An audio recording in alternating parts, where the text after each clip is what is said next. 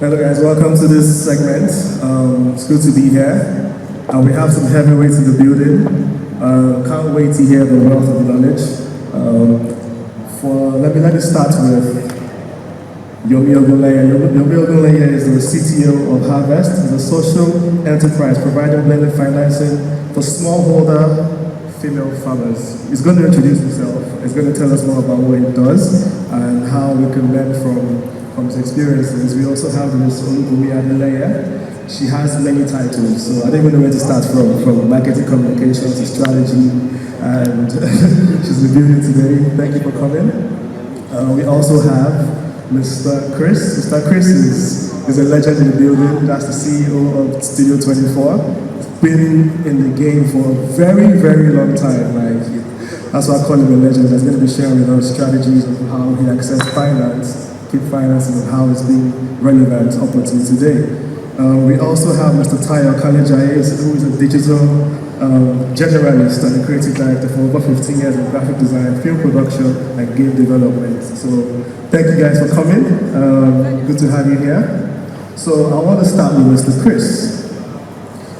Yes, you've been around, you've been relevant, we've seen your studios all over Nigeria, Studio 24, and it's been consistent. So we want to know really how you access this finance to stay that way. Did you have a strategy? Just share with us, your knowledge of how that happened.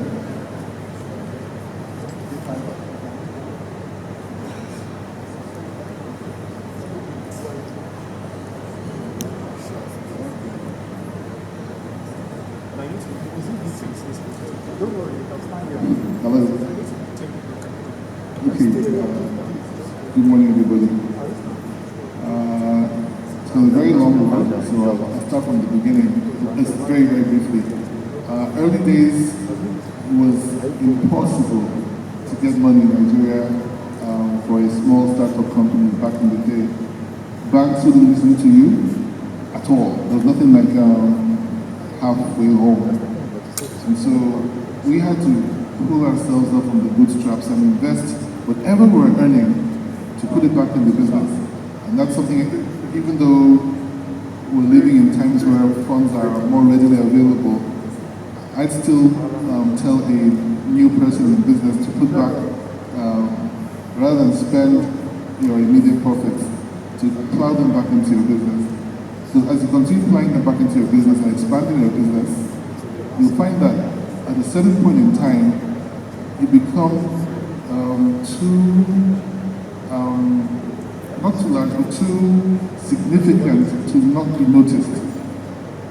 And then at that point in time, as we should know by now, the banks in our country wait till the soup is cooked before they come to the table. Okay, they don't help you to get the soup cooked, right? The food cooked. So once we got to a point where we were now visible, it became easier. Because right now, today, banks now come to us, offering us funds all the time. Okay, so because already we've scaled our business. So as you start to plow money back to your business, start to make those expansion efforts and stay on course, at a certain point in time, you realize that banks are coming to you. Another thing I'll quickly say is that a lot of funds are floating in the system now in the country. A lot of funds are floating and at very high interest rate.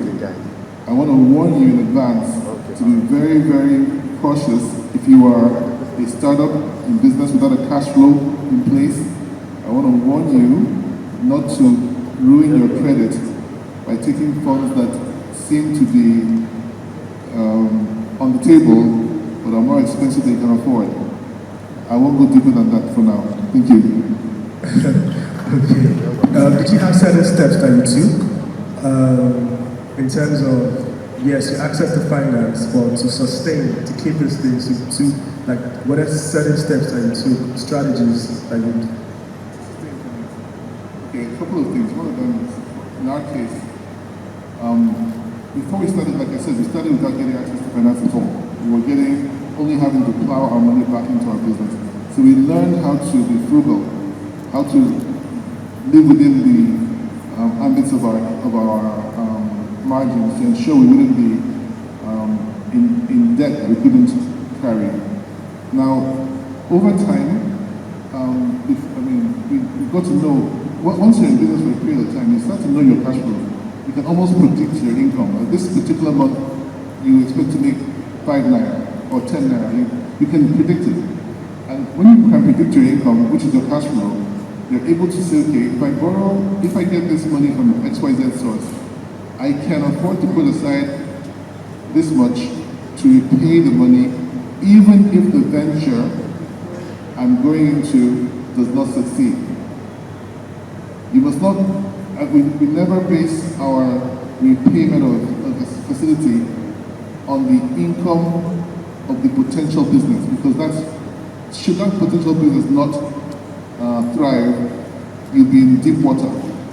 So that's what we've always done, to make sure we rely on a proven and existing cash flow to scale our business.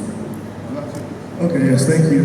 So that will lead us to the soluble, because we're talking about securing the future. When you access these funds, how can you retain these funds? So we want to know, in terms of securing the future for creatives, how can they retain funds? How can they be safe after accessing funds? Are there certain things that are supposed to be done? Indeed, there are. So one of the things that a lot of creatives do not think about is insurance. Okay, a lot of people in Nigeria, especially, a lot of people only think about insurance when something bad has happened. We are conditioned to relate insurance to negative things happening. Okay, but in today's world, insurance doesn't just come into play when something bad has happened. In fact, if it comes into play after something bad has happened, it's useless, because it's supposed to be you being risk proactive as opposed to being risk reactive. Okay? Insurance is a way of creating wealth, and in a situation where you're trying to build funds, you want something that allows you to think about insurance as a vehicle that allows you to just continue living life, doing the things that you want to do, regardless of whatever happens. Because the truth is, stuff will happen, life happens. Okay? Expensive equipment, cameras, your studio, the things that you use to work, the instruments that you use, the equipment that you use to produce your creatives, they're not cheap. They don't come in naira, they come in foreign currency, they come in US, they come in pounds. You buy them, they're not cheap. So it stands to reason that if you're going to invest that much money in the work that you do, and I'm not just talking about equipment now, but even with the people, the creatives and the persons that work with you to help create your business that you're investing in, it makes sense. It just makes sense to protect them. So I'm talking about equipment insurance, I'm talking about all risk cover, I'm talking about liability cover, not just for yourself, but for people that come to where you work. Your studio, you're on site somewhere, you have people around you that are doing different things, hires that you've called to come on your set. And something happens, God forbid, one of the cameras or one of the things that have been installed falls down and crashes or a ladder. You want something that makes sure that those people are taken care of. And insurance is not so good. It's just very small. Now, a lot of companies also have, there's asset management companies that can help you secure or protect your investments. So while you're investing in your business and thinking about plowing back what you are doing into the business to make it work for you, another thing you want to be doing is putting aside money that is not just going into your business, but investing in other things. You want to start small. You're plowing in back and making the business work, but you're also putting something aside that helps you grow, that helps you spread your investments. Okay? And it's growing in other things. It's growing in other places, and you're giving it to people who know how to put this investment to work for you. so that that money is just there and it's growing, and then you can reap the profits from that and pour it back into your business. So those are some ways that you can secure your future and secure your equipment and people that you work with, and essentially the business that you're working in. Okay, so I know a lot of creatives, we don't think about insurance, we don't think about production insurance when we're doing these things, and it's very important. You know, so are there specific types of insurance for creatives, or is it like a general thing? So insurance is very fascinating. A lot of people will not agree with me, but insurance is, in today's day and age, you can literally insure anything. What is important to do is check what the risk to that thing is, whatever it is, whether it's a person, a building, equipment, whatever it is can be insured. So you would, some companies have created policies for creatives. They've branded it as such. In Nigeria, we don't yet have the critical mass that shows that creating a specific product for creatives would sell. And a lot of companies, the insurance industry generally is still very conservative. So you want to be doing, the basic things that people do, motor, fire, building, whatever. So my advice to creative would be just ask what will cover the equipment that you have. So you find equipment insurance, you find all risk insurance, you find liability insurance. Okay, electronics insurance will take care of equipment and electronics, and all risk cover will take care of the fact that you're moving your equipment from place to place in different places. So wherever it is covered when it is there. If you have cars, vehicles, if you have buildings, there are specific insurances that cover that. So just ask. Thank you. It's perfect. Let's move over to tech, to fintech a little bit. Yomi, can you tell me how the fintech industry and technology can be harnessed, or how can the fintech industry and photographers collaborate to build wealth, and how can we use that technology in this day and age? Okay. Thanks for that. That's a very good question. So, in terms of fintech is very broad, financial technology, but I'm just going to focus on the parts of Web3. Web3 is emerging in this part of the world, and especially with the likes of NFT and blockchain technology, more or less. So, in terms of creating wealth, I would say that there are quite a few creatives, for example, photographers, graphic designers, that are actually tapping into the possibilities of Web3, for example. So I'll give a few examples. I would say that there's a particular collection on OpenSea. OpenSea is like a marketplace where you can basically sell NFT artworks and all of that. So there's a verified collection called Joy by Owen, for example, and I would say that the person that actually started that collection, they generate like daily income based on the fact that they can tokenize their artworks and all of that. The way that we can actually create more wealth, especially in the photography industry, based on the fact that a lot of income is being generated from it is by actually bringing about awareness, because I believe that so many people don't really understand how NFTs work. For example, an NFT is what you call a non-fungible token. Yeah, and people are like, okay, what is a non-fungible token? What does that mean? So basically, like in simple terms, a non-fungible token is like something you can't really exchange for another thing. It can be transferred, but it can be exchanged. For example, I can exchange Naira for dollar. I can exchange dollar for Bitcoin, for example. But for non-fungible tokens, you have to use like crypto coin, for example, Ethereum or Solana to buy it, and it's being transferred to you. But the good thing about it is that when you tokenize an artwork, for every time it's being sold or transferred, you get your royalties or commissions as you call it.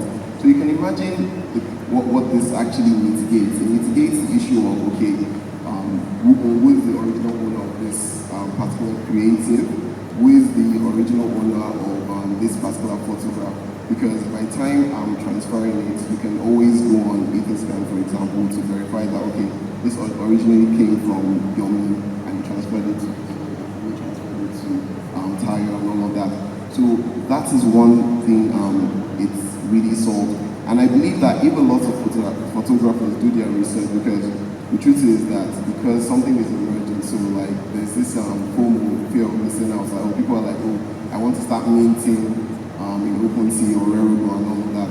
The thing is that like you always have to do your research and homework, because there will be some certain marketplaces or even exchanges that might not be real. All they just want to do is maybe get your wallet address, transfer the money.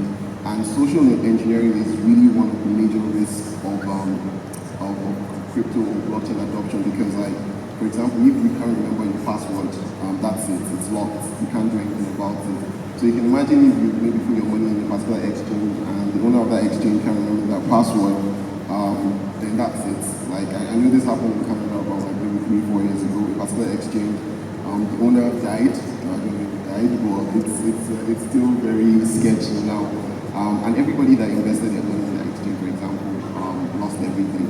So as much as Web3, financial technology, blockchain technology is an enabler for creatives, it's always good to do your own research and ensure that, okay, apart from just doing your research online, ask people in the space, is this safe and all that. And I feel that if there's a lot of awareness, a lot of people can make money from it, because let's take Mona Lisa for example. If I own part of, like, because Mona Lisa has been tokenized, for example, and let's say there are about 10 shares of it, and if I own just one share of it, I can decide to transfer that share, and every time that piece of Mona Lisa is being transferred to other people, I will make money from it. So it's a very, very huge space, more or less.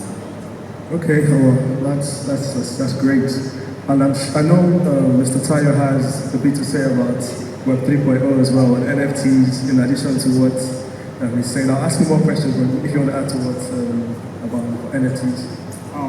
I'd just like to add that we basically went through the ABCs of NFTs, so without repeating what you said, there are many opportunities when it comes to Web3. And if you look at the way the world works today, how do creatives get their work around? Through social media. And simply put, Web3 is the next iteration of Web2, which is what we have now, social media, Facebook, Instagram, and the likes. The only thing missing from there is the ownership. So Web3 comes in where you actually own those digital assets. Now, with ownership of those digital assets, mixed with the tech that can allow you to receive royalties every time your asset is moved, that makes it a very powerful thing for creators to understand, learn about, and take advantage of. So just to piggyback on what you said. That's great. So do you want to touch more on Web 3.0 and what other opportunities are available for photographers in terms of, apart from building wealth, also using that technology to improve in what you're doing and also to tell more stories? Because I know it's evolving today. We're hearing about virtual reality, augmented reality, text to AI, where you can just create an image from text-based machines. So what opportunities can we use as creatives, as photographers from Web 3.0 to scale? Thanks, Malik. Okay, so having spent a bit of time in photography in my earlier on in my career, one of the basics of photography is storytelling. If you're telling a story through your lens, right, Web3 has given an opportunity to actually add another layer of complexity to storytelling. I'll give you an example. There's a young man called Adisa Olashile. He's a photographer. He was, doing, I think, iPhone photography at the time, and he was going on his way back and forth to, sign off on his NYSC thing. And every day he would go on his path and would see a drummer, an elderly man who was a drummer. So he decided to capture a few images of the drummer, went on OpenSea, minted he minted the NFT, the image as an NFT, and then it was so captivating that when it was bought, I think it was purchased for about 1.1 ETH, which right now is about $1,600. Back then, a few months ago, I think it was a bit higher. But after the NFT was purchased, he was able to convert that money to Naira, and then he decided to improve or take the story a bit further, went back to the old man, converted the dollars to Naira, and then handed it to him. And he was in a video, he was able to capture the man's reaction. And that video was so powerful that most of the NFT participants in Nigeria that were following the story went back and just started buying the other images from the collection. And from that simple act, he was able to generate about 60 from the sale of that collection. So when you think about it, Web3 and the power of the community and social media linked to the fact that he can own an image, sell an image, receive royalties on an image, has gotten him to a very, I mean, if you're a photographer in here, imagine what you would do with what, how much is that? Well, like almost 5M. And he took these images on his phone. So he didn't have to go through the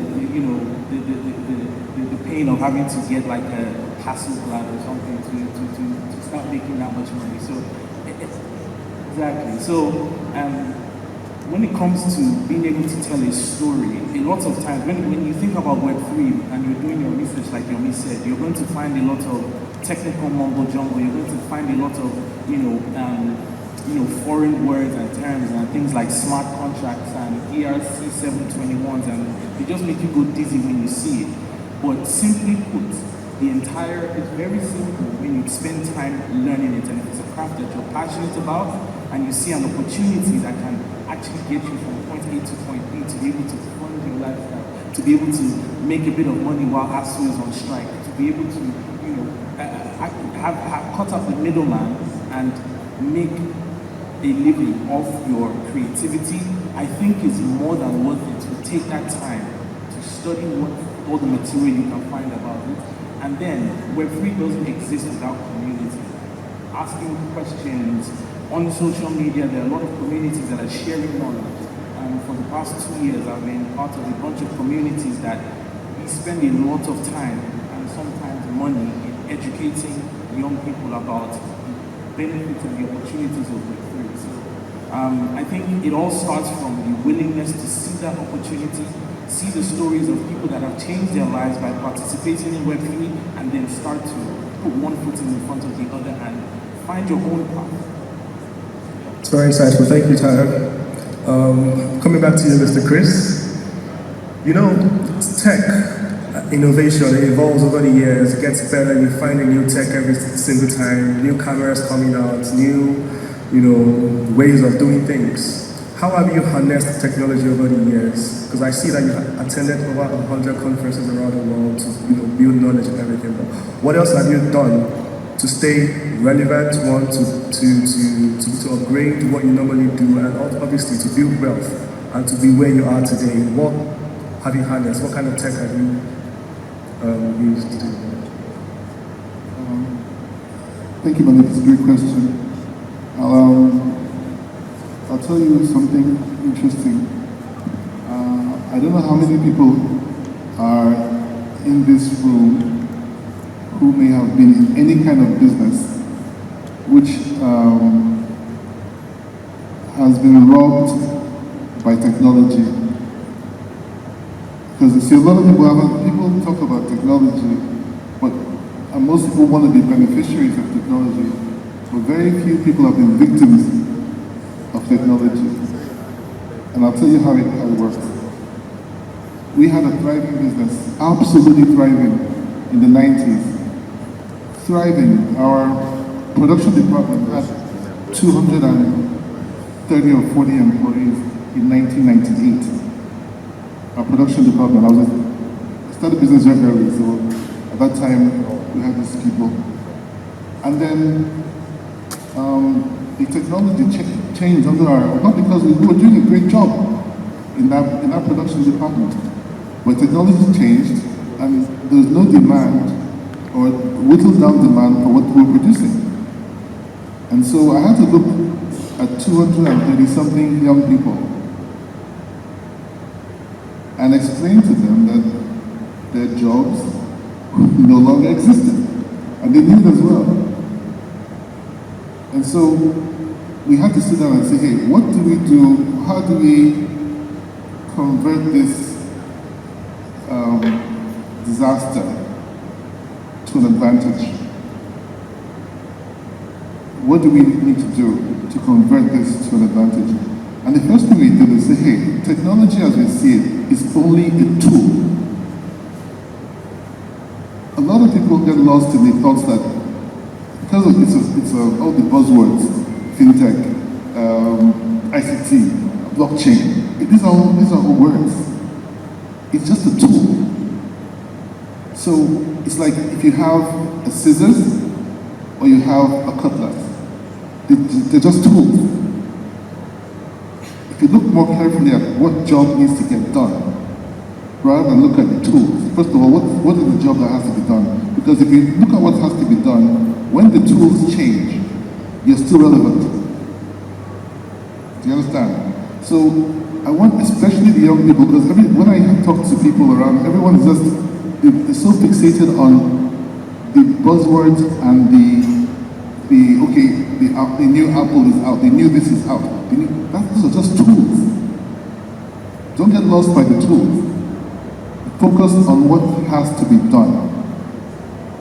Now, in the imaging space, you have to create the capture of the image is key. You have to capture the image. To 99% of the consuming public, there's a certain level of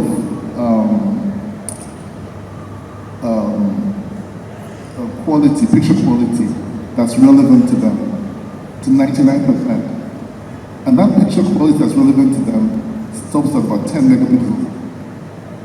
Anything more than that is irrelevant to the consuming public, to the people who pay money. It's irrelevant. Now, a lot of imaging people, and I'm talking to you guys here, make another mistake. They're competing with themselves. I don't understand. See, the imaging person has to realize that he's looking for the paying customer's business. Not looking at his next door neighbor and saying, what is he carrying? What equipment does he have? Oh my God, he has the latest this. I don't have this. It's silly. Because the buying customer doesn't even know what it is. So technology is a tool. To the level at which it's relevant, get involved.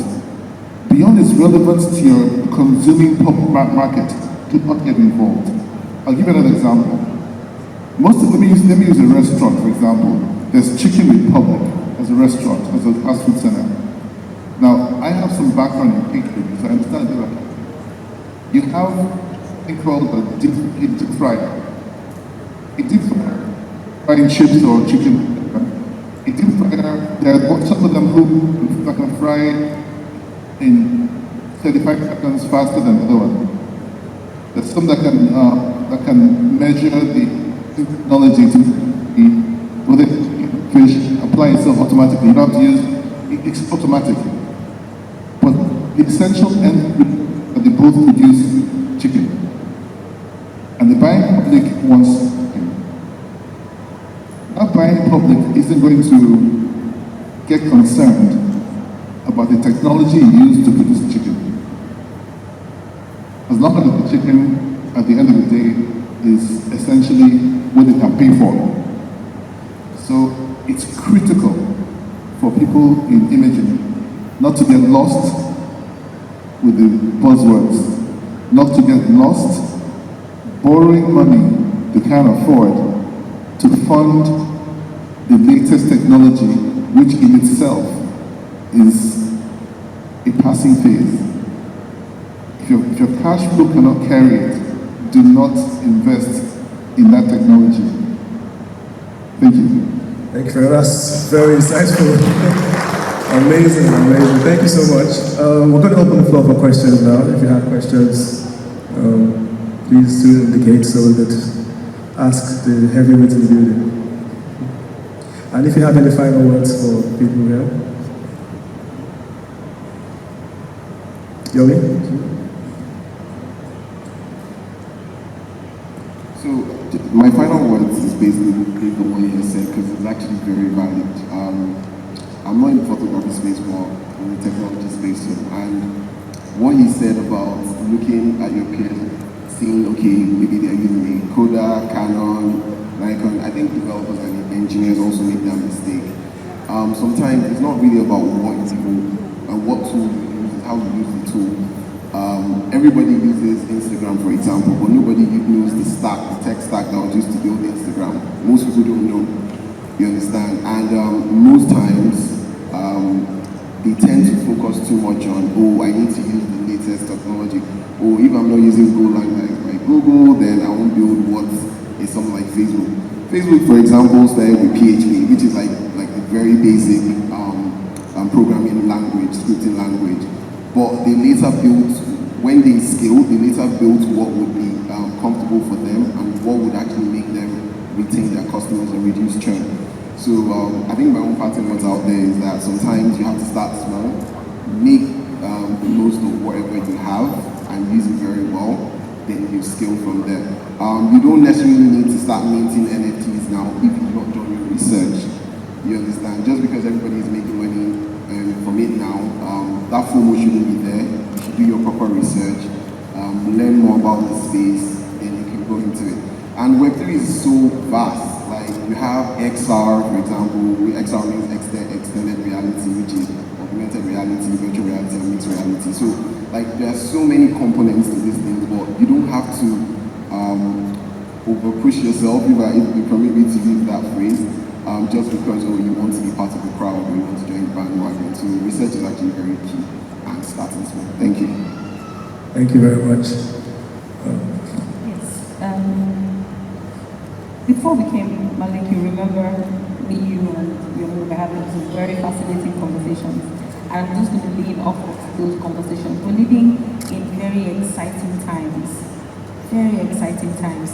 Back in the day, if you were not a doctor, lawyer, engineer, parents will manage pharmacy. Your quarter to doctor, it's okay. But if you're not any of those things, you're not going anywhere. But there are a lot of roles, especially in the creative industry, that you can find yourself. I'm looking at the audience and I'm thinking, okay, how many of us here are are really in the creative industry, or how many of us here are really just finding our way? If you're in a place where you're finding your way, it's the best times ever to be. Open your mind, read, research. Like Yomi has said, study about NFTs, study about cryptocurrency, study about Bitcoin, study, research, don't be in a hurry. Take your time, learn about it, deep dive into Web3, find out what it's about. That's the reason that we're here, that's the reason Tayo is here.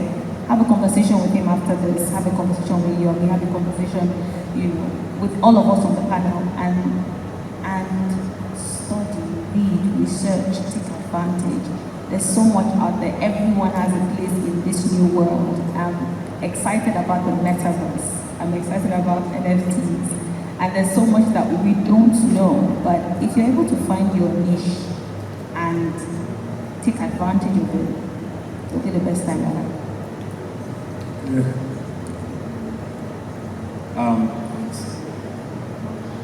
So let me start by piggybacking on what Chris said about your jaws being obsolete. Very quickly, in undergrad, I studied computer graphics and visual communication. Today, there's a website called Canva that literally makes that very useful. Done, right? And then now following on what you guys said, research is very, very, very key.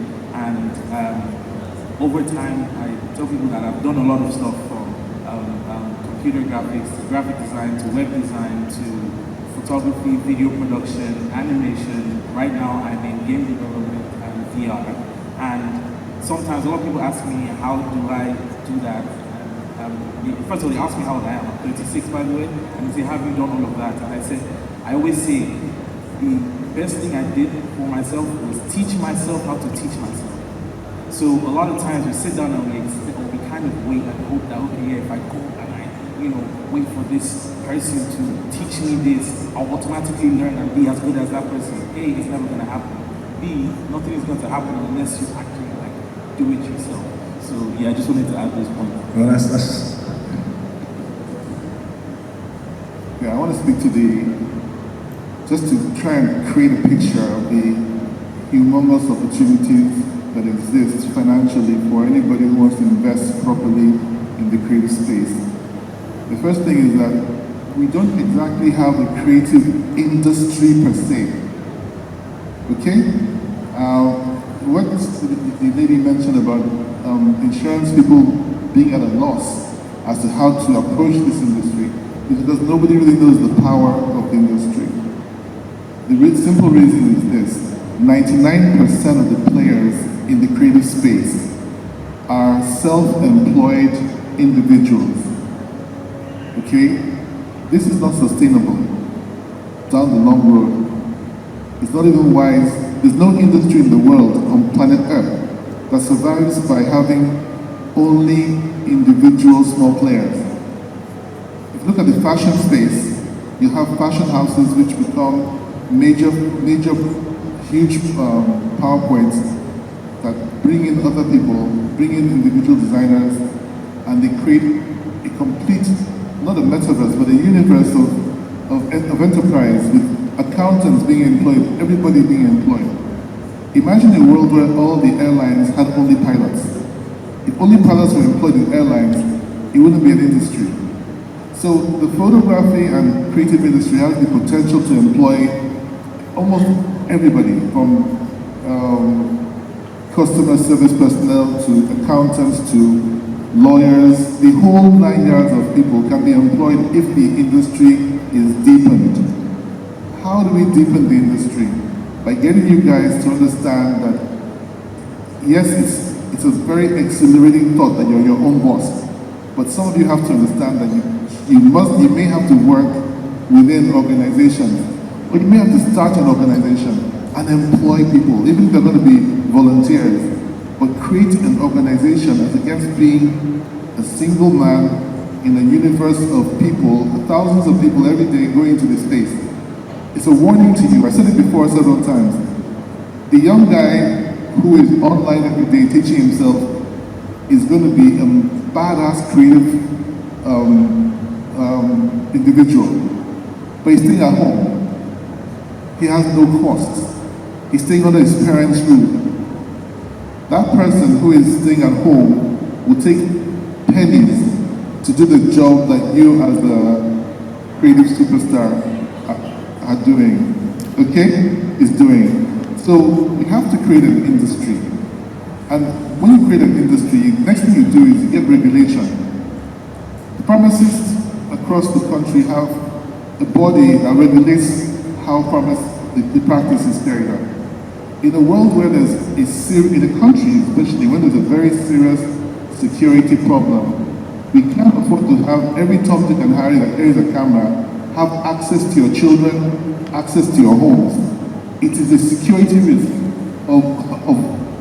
we all know the kind of people who fill our space. So I won't take too much time, but I'll tell you for free that it's a $1 trillion industry. $1 trillion industry, okay? I'll tell you for sure, for free. So it has the space for everyone. We've been in this space, we're playing in this space, we're not challenged in space, and that's crazy. How can we be there for 30 years and not get challenged? We're not. So challenge us. Come into the space. Thank you. Thank you very much. It's amazing. Do we have any questions? And just to add to what you were saying about Canva and being a graphic designer, have you heard of Midjourney? Yes. So now, in Canva, you even have to design. You have to still put these things together. But Midjourney, all you have to do is put in your text in the AI, and that creates, perfect artwork, perfect graphics. I'm guilty because I've sold artworks for like $1,000 for text to AI. I didn't even know I didn't draw it. Yes. So now just imagine what the future will be. And there's something called Dolly E2 now, which does the same thing but photorealistic. But now there's Dolly E for video. Now imagine putting text, just text in a bot, and that creates an entire video for you without even carrying a camera to shoot. That's what the future is. So yeah, do we have any questions? Hello panel, good morning. Good morning everyone. So I'm going to be asking around the platform for NFTs. And we understand the way the government reacts to blockchain and cryptocurrency in Nigeria. So for a lot of people to navigate on that space, it's actually a problem. Now, coming to NFT and Web3, we know that we have the high frequency of Asians and Americans on that space. The literacy on that technocracy space for NFTs for young people is limited to Nigerians, I would say. I'm an enthusiast for NFTs, and I have minted my NFTs since February on OpenSea. But I would say again, for young people in Nigeria to be on that space, a lot of literacy needs to be given. Because one, there's a scare for young Nigerians to access blockchains, to get cryptocurrency very easy in Nigeria. If you don't know how to navigate, you cannot get your Bitcoin or Ethereum easy. Now, for you to even speak about that openly with the government parastatals is restrictive because it has not been welcomed in Nigeria. So my question is, how do we expect young Nigerians to flourish on this space where there is a lot of information? For NFTs, it's open to dance NFT, fashion NFT, even photography art NFTs out there. But for you to flourish, then the government has to give us a base. Now, how do we assess this information, and how do young Nigerians get large literacy on NFTs without a hiccup? Thank you. Thank you. That's a very valid and interesting question. I think we can all agree that we have a lot of problems in Nigeria. We have a lot of issues and challenges. I don't want to speak against the laws of our great country, but generally Web3, NFTs, cryptocurrency, it's not a flash in the pan thing that's going to happen and in 2 years nobody's going to talk about it. I'll tell anybody for free, it's the future of how we interact and transact. Whether anybody wants to accept it or not, that is a fact. I don't want to talk about the regulation side of it. I want to focus on the education side of it. First question is about education. Okay, what are those barriers?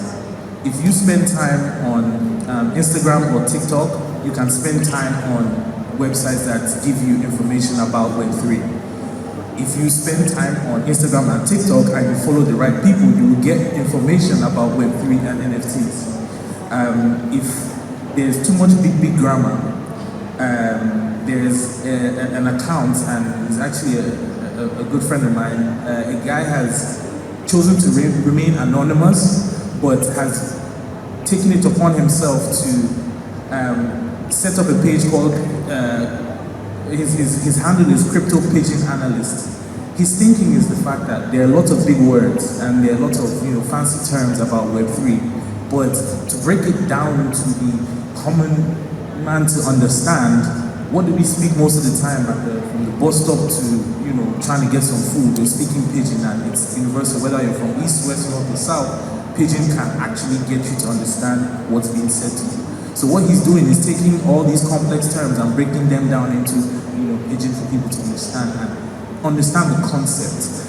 Again, Web3 is more of a concept than a lottery, and I would urge everybody to break away from the thought, no matter how much money or how many millions somebody else has made, it is not a lottery. It is not it's Naira bet or any of that.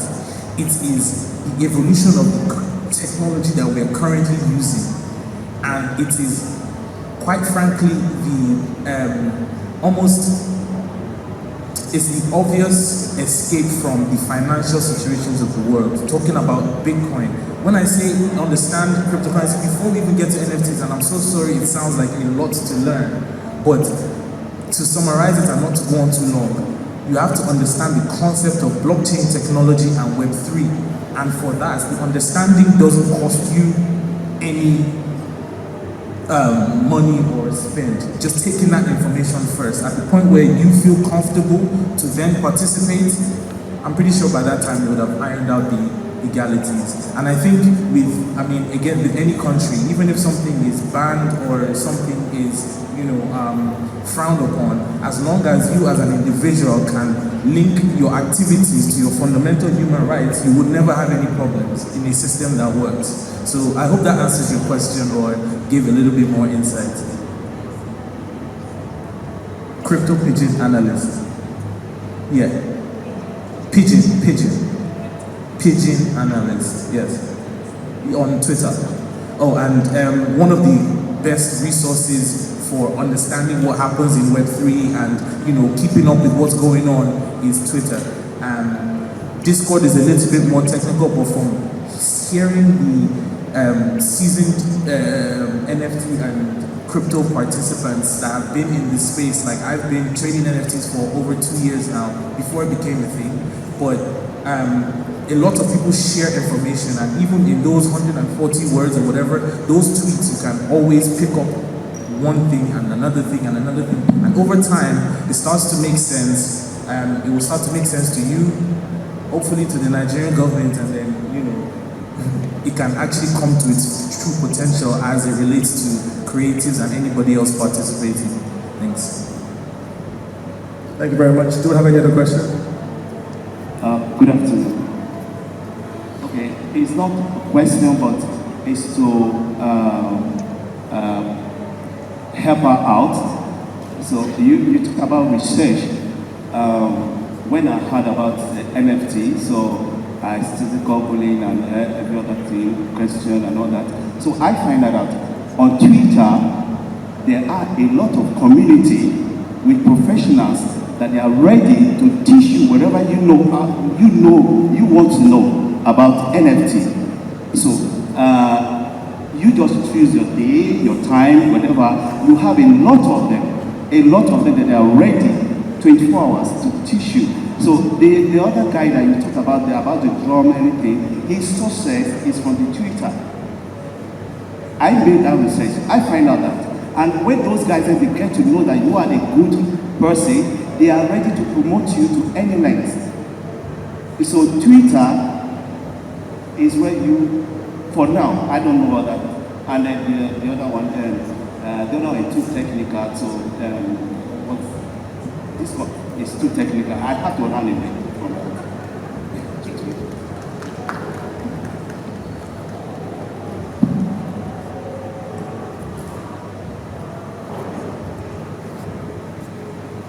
No more questions?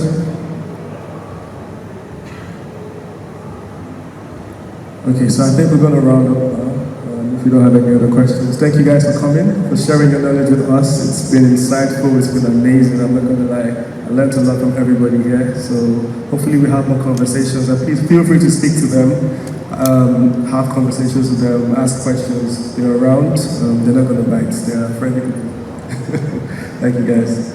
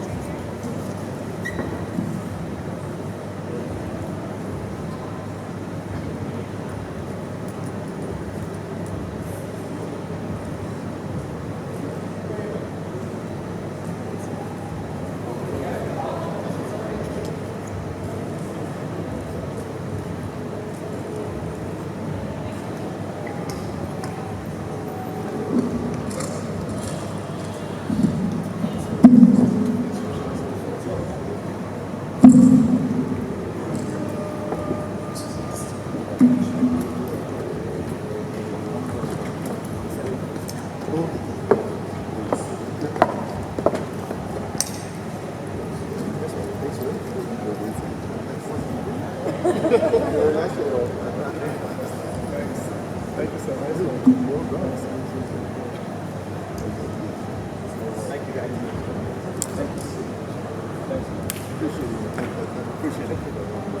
you're not going to you are staying. You are staying. You have to get it done. Thank you so much. Appreciate it. Sir. Okay. Thank you so much. Can you do that?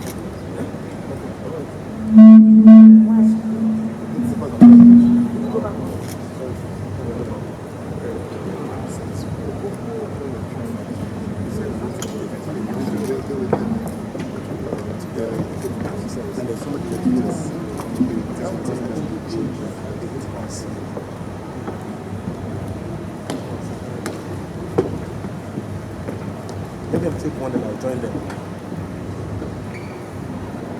All right, guys. Can we just get one more round of applause for that absolutely phenomenal session? Fantastic.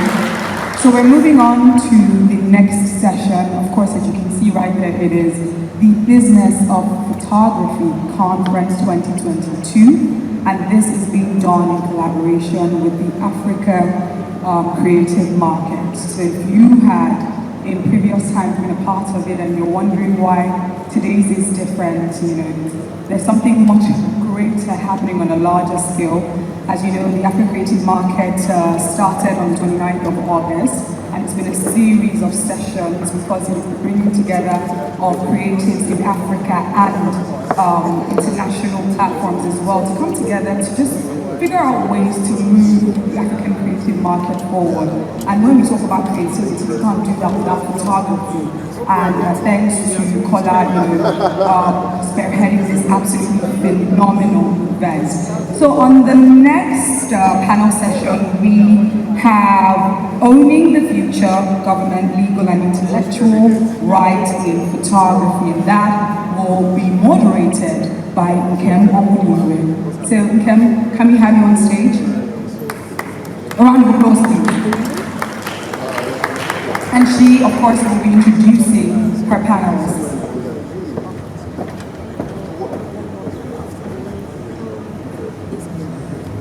Good morning, everyone. Good morning, everyone. A round of applause for ourselves. And of course, the phenomenal people that were here before I took the stage. My name is Nkem Omudiwe. I am the founder of Her Network, a global lifestyle and inspirational platform for women. Today, we have prepared a fantastic panel session for all of you, and I'm sure that you're going to leave this space with a lot of knowledge. I will introduce 4 phenomenal people, 3 amazing men, and 1 gentleman, 1 queen. I wanted to say 1 gentleman. Anyway, welcome to the stage, astute photographer, phenomenal legend, icon, Mr. Kelechi Amadi Obi.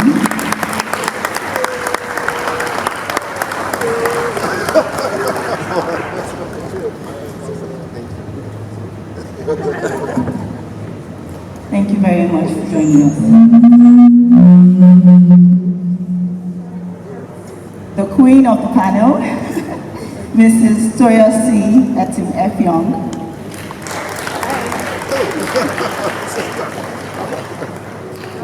Mr. Abisoye.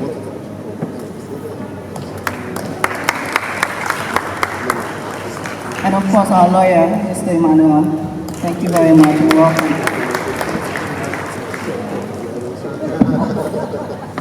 So this morning we're going to be having a conversation around government, legal and intellectual rights in photography.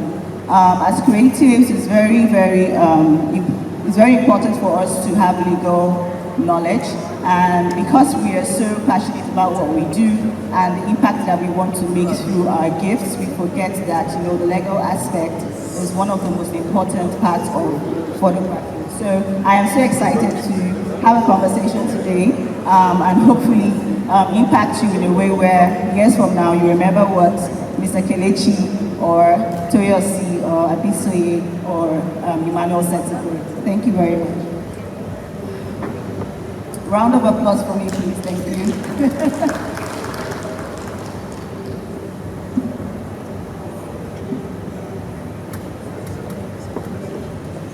Okay, I'll start off by allowing our phenomenal panelists to introduce themselves.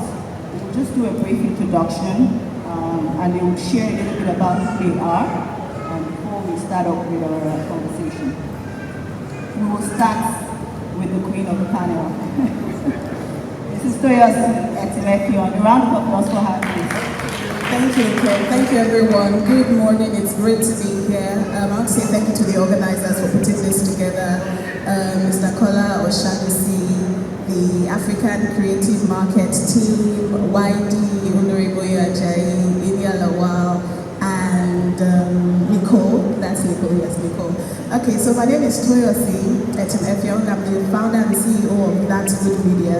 We're a media company spread across all sectors or all spheres of the media space, so talent management, reputation management, building brands. We're also positioning Nollywood, so that's the film space, for Hollywood, so the Western market. So we're doing a lot of space, a lot of things in bridging the gap between the film industry here and the film industry in the West. That's just a little bit about myself, but thank you for having me.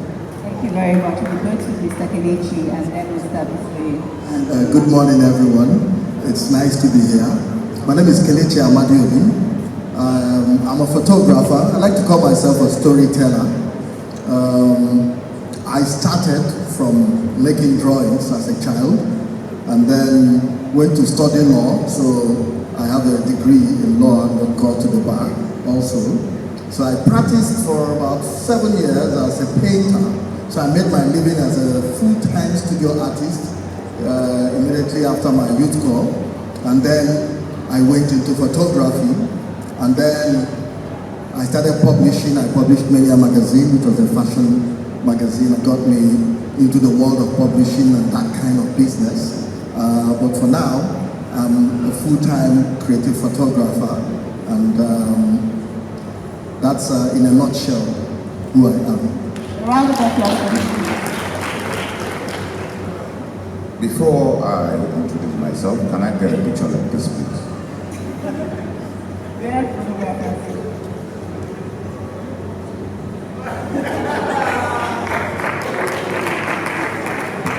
You know what that means. My name is Abisoye. First of all, I'm an advertising man. I started off as an advertising person, and I work with brands like Indomie, MTN, Coca-Cola, and about 15 years ago, I started an agency called Sodium Brand Solution. It's an experiential agency. I run a media company, Alexia Media. I'm a baker, so I have a bakery. I'm a hotelier, I have a hotel. And I have an oil and gas company. Currently, I'm into politics. I dropped all of those things because I felt that it's time we stopped the worst of us to know about the best of us. And it's time we all get involved in politics to know what is happening. Not to allow people who don't know what you are doing to create policies that will affect your daily life. My name is Abisoye Bagadi. Nice to meet you all. Well, good morning. I would want to say I'm honored to be here. I'm Emmanuel Aguirre by name. I'm a legal practitioner as introduced. I work with the law firm of Mr. Bakubalega. I am from the Sports Entertainment Practice Group of the law firm. I have an LLM in copyright. We equally specialize in cultural property, humanitarian law, and equally rights. Once again, I'm Emmanuel. Thank you. Thank you so much. You can hold on to the mic because I will start with you. As we start the conversation, I want to start with you helping us to understand what intellectual rights means for us in Nigeria. What I'll say is, when you talk about intellectual property rights, or when you talk about intellectual property, it simply has to deal with your ideas, creation of your mind that you want to bring into reality. Now, what intellectual property rights simply means is that it is this right that protects these creative ideas. That is a legal framework for the protection of whatever you bring into reality from your mind. So that's simply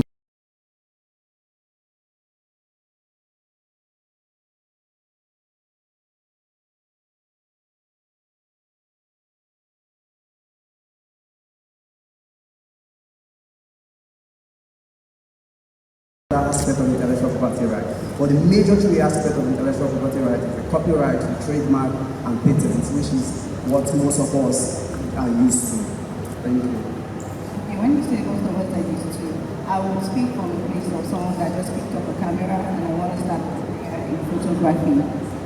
What are the first licenses that I need to get, or registrational activities that need to be done for me to have myself protected to a certain level?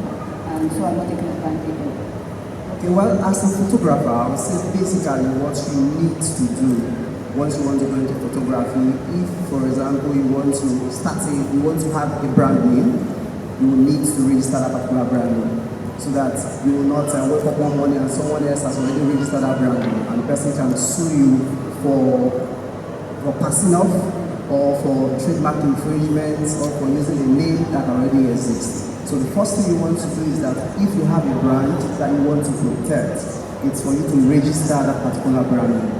Then I think another thing as a creative that you probably want to do is that you should first and foremost know that you will need to register any of these rights, that is copyright for a particular work that you've done. You need to register some of these properties so that someone else will not trade those works, someone else will not have pre-registration rights before you in any of this work that you want to exercise control as the owner or as the author of this particular work. And equally, you must equally know that even as you do this particular industries, there are some certain contracts that you equally need to document.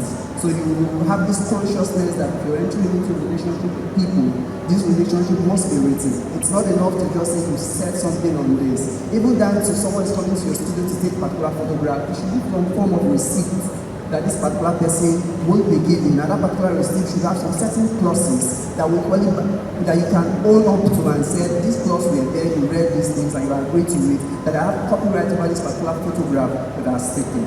Thank you. Thank you very much. I'll take a question over to Toyosi, who is a creative entrepreneur and the founder of That Media. You had over 8 years experience, dealing with projects, campaigns, talent management, and all your campaigns and projects will never be successful without photo and video assets.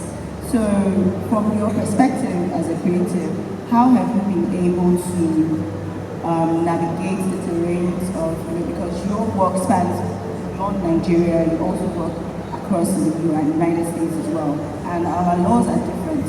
So how do you successfully navigate that terrain without actually you've never been infringed, right? You've never been, So how do you navigate that to ensure that over the course of the years, you don't find yourself trying to mitigate the situation? So I can give you a super short answer or a long answer, but I'm a storyteller, so I'll give you the long answer. I think it's very important for every creative, whatever space you find yourself in, to have a lawyer or have a lawyer friend. Because first of all, the laws change, different things happen, there are loopholes, so you think you are right, you think you are on the right path, and then you realize you've done something wrong. So for me, I have always protected myself by having good relationships with lawyers. So I have not always been able to afford a lawyer, but I've always kept lawyer friends. And when they need something from me, I do it for them for free. And when I need something from them, like reviewing a contract, putting an agreement, you're laughing. No, it's true.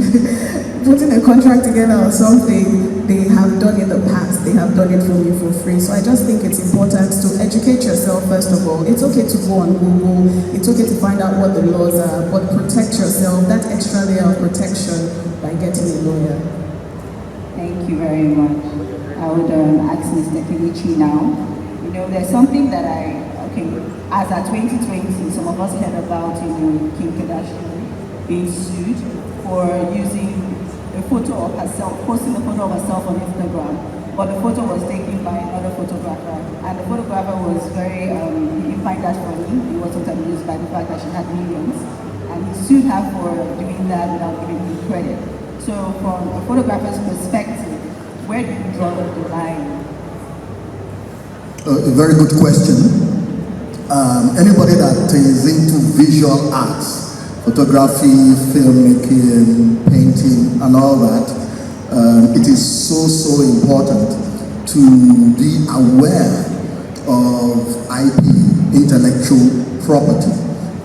Now, as the lawyer clearly explained, these are rights that are imbued in your creation.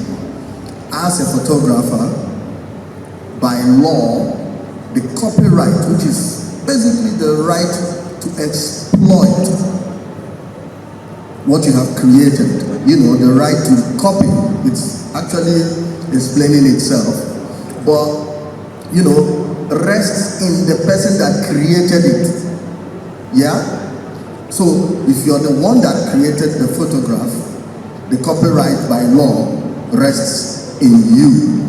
Of course, you would be encouraged if you find a particular work will be in the public domain and it is of great value to you, you will be advised to go and register it at the Copyright Commission. You don't need to register the work before we know the law will protect you. You just have to prove that you're the one that created it, But it helps if you go and register it, then the state will take notice that it belongs to you and that you registered it at a certain time. Now, given what she has spoken about, now there are so many scenarios. Now, in your work, this copyright can be broken down into different properties that you can take advantage of. A lot of times when they say copyright, it's good for us to break it down, okay? Let me give you an example. Recently, I just went around Nigeria making photographs of landscapes, okay? For a project that I want to do, have an exhibition in October.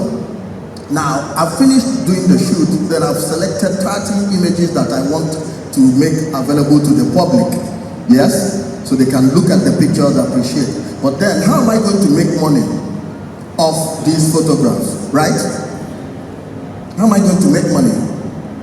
Now, I'm going to print those photographs, enlarge them, and exhibit them at an exhibition, okay? Now, the right to make that print and the right to sell it belongs to me. Now, if I want to protect those 30 works specially, knowing that maybe in the news we'll put it up and all that, I should go and register each of them to have extra protection. Now, that is just one way I could exploit the photographs I've taken. What if I say, okay, I don't want to go through the stress of having an exhibition? I can put them up in Getty Images. And then they will be sold to whoever wants to buy them and use them for whatever. I can decide to start selling them by myself without a middle man. Somebody can use it as a banner for the cover of their website. Another person can blow it up and put as a wall for a newsroom. Another person can blow it up and put in his home. Another person can say, I want to make a series of mugs with just that image. Do you know that you can sell limited licenses for these different uses with that same one image? The right belongs to you. But in the case of what you were talking about, Kim Kardashian, that's a very interesting case. Every right that you have also has limitations. There is what is called fair use in law. Okay, if somebody, for instance, decides that they want to talk about my exhibition, they can take down my work and say, oh, these works are going to be exhibited by Kelechi Amadi. They can put it on the cover of their magazine, and it is them talking about my event. I cannot go around and start suing them for not getting permission from me. I don't know if you understand. If you take a photograph of an individual, like Kim Kardashian, and she puts it up and she says, oh, this picture was taken by Kelechi Amadi. I'm acknowledging him, and he's such a great photographer. Thank you very much, people. This is me. I may find it difficult to sue her for copyright infringement. I don't know if you understand.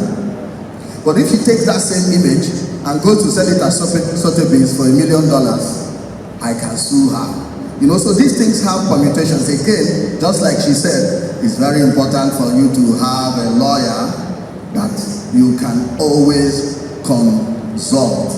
You know, it makes sense. A lot of these things are not as straightforward as they seem. And again, like she was saying, the laws are always changing and government is always making new policies. But it's always good for you to understand the value that lies within your work through intellectual property. Thank you very much. Thank you. Round of applause for him.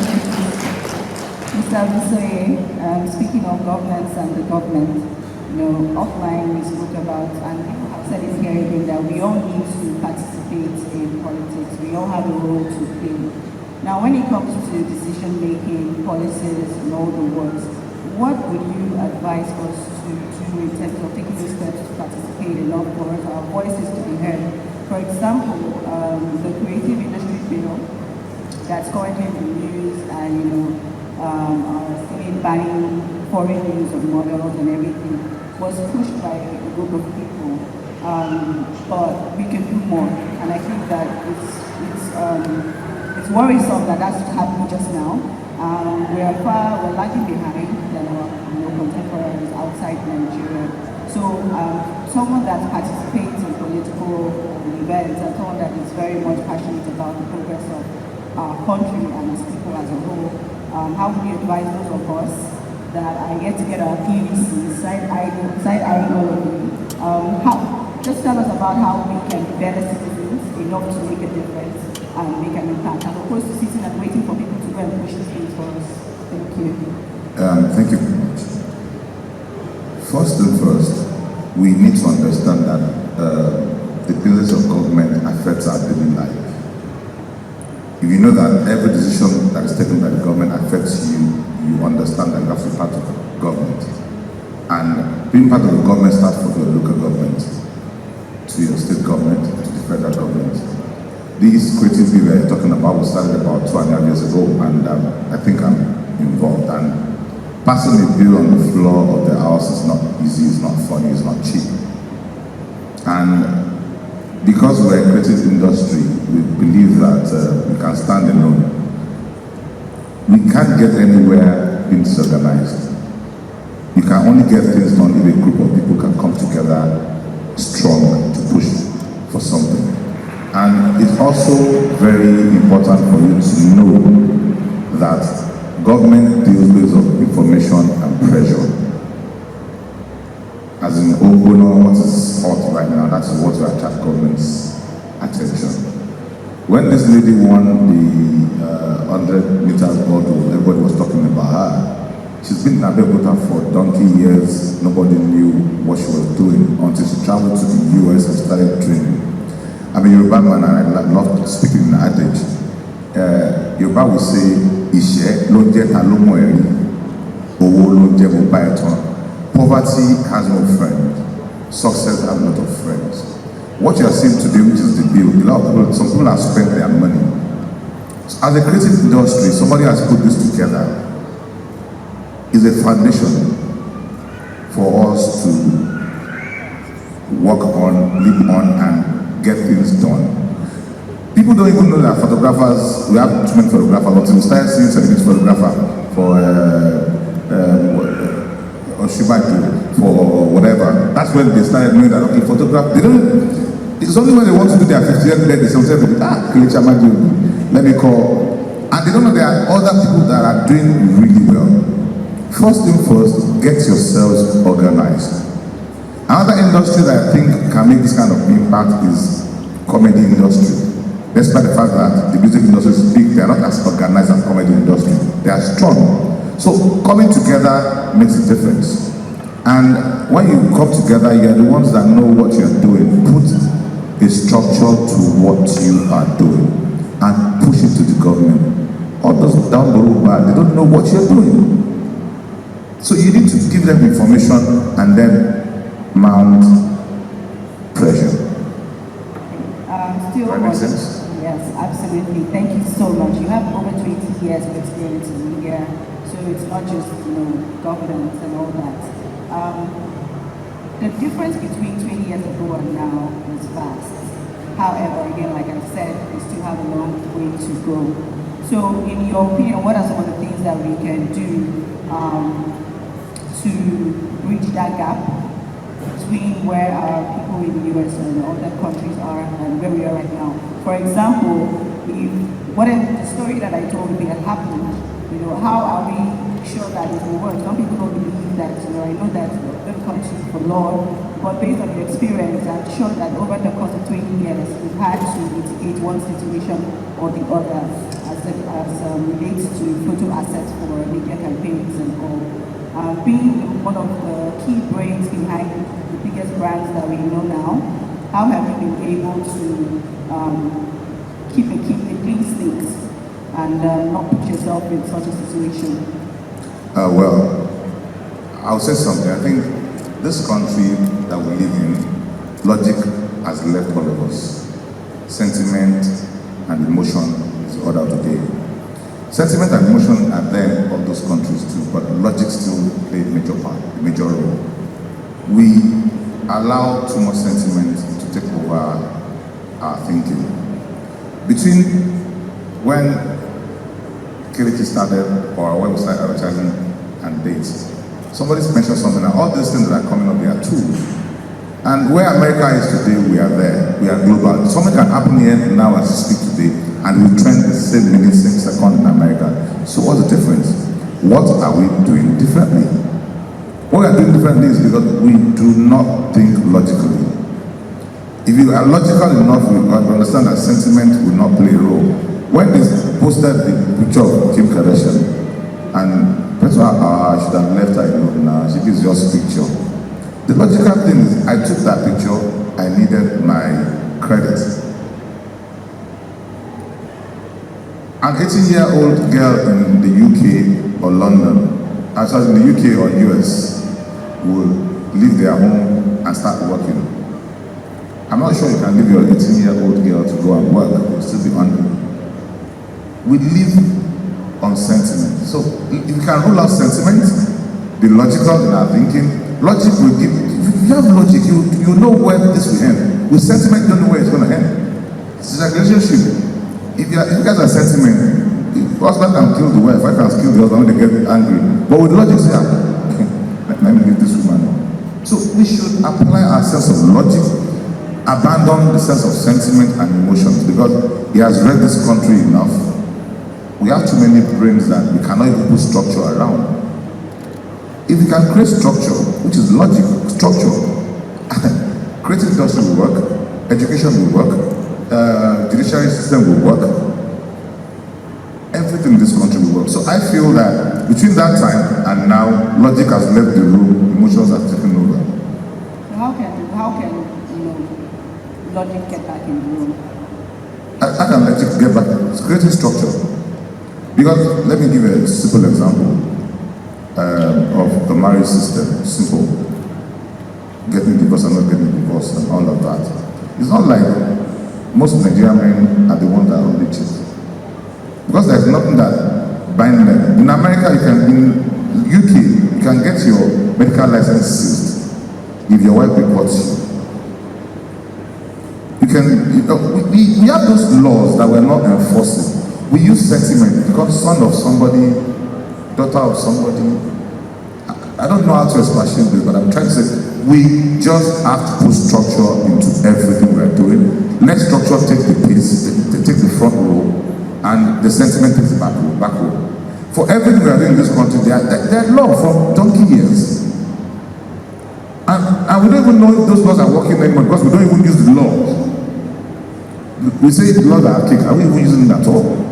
Because we use more sentiment than logic. So let's bring it down. Let's bring it back to us, to the individuals in this room, the creatives in this room, the photographers in this room. He's talking about structure. The first thing is to register your business. I want to believe that we've gone past the stage of just being an independent photographer, passionate. Sometimes passion does not equate to profit, okay?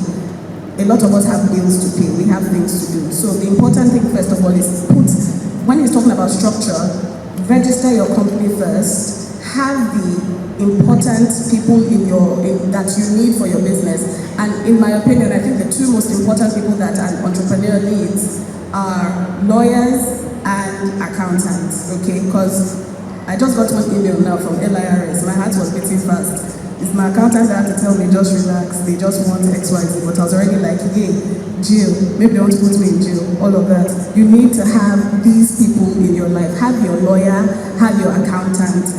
Think bigger than you are. I know that some of us, again, it is the passion. We just want to take pictures. We just want to do this thing. You're passionate about it, but go beyond that. And you have examples in the industry of people who started. Mr. Kelechi, you started solo, right? Did you have a partner? Did you have plenty billions somewhere? Did you have sponsor? Nothing like that. Do you understand? He started solo. He has built something. Nobody can come for him now. Try it. Like, just try and come for Mr. Kelechi now. Or come for a TY Bello. Or a Gaz Mado. I see Gaz at the back. Hi, Gaz. Or a Gaz. Try coming for these people. And you will see that they have put things in place that are protecting themselves. So don't feel helpless. The reason you feel helpless is because you have not put the proper structure in place. If you see your picture somewhere that you did not permit, I was telling you earlier how I saw my video on Explore page. Somebody had included this was my traditional wedding, had included my video into their package and was a videographer. I was just like, first of all, you do not have my permission. You cannot make profit off me without me benefiting from the profits. Let's know that we're all eating this profit together. You know, and I reached out to them, and that's because I knew my right. I knew that you do not have the right to just exploit my image anyhow. Okay, so just think bigger than yourself. Don't feel helpless. Don't feel like, oh, there's nobody that can help you, or there's nothing that can secure your own stance or your own position. I think it's the mindset first. When you have a mind shift of, okay, I am an industry. See yourself as an industry. Yes, you are one person now, but project to the future. Have vision. Then put the right things in place that will help you attain that vision that you have for yourself. Because I really and truly think that there's enough space for the photographers we have in Nigeria to prosper. There's enough space. There are so many gaps to be filled. So many gaps. So identify the gap you want to fill. Build structure around yourself. Position yourself as somebody important. Do not feel helpless, okay? Don't feel helpless. And nobody will be able to come for you or steal your ideas or steal anything that you have created. Thank you so much. A round of applause for her. Show of hands. How many of us here are photographers? How many of us are creatives? How many of us are registered? Companies or businesses. How many of you have your PVC? Okay, and I'm sure you are all obedient, right? Okay, continue. It brings us back to our learned colleague. My question for you is share with us some key things to look out for when we are trying to protect ourselves from those that are just starting out and those that are well established. The laws, like we have mentioned already, evolve daily. What are the steps we take? What are the precautionary steps that we can take towards ensuring that we are always protected beyond having a legal friend? Well, I want to say this as a creative, as a photographer.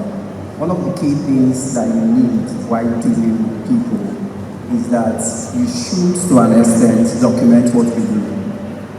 You should, to an extent, equally have an archive of data where you see your works, because it's important even for registration.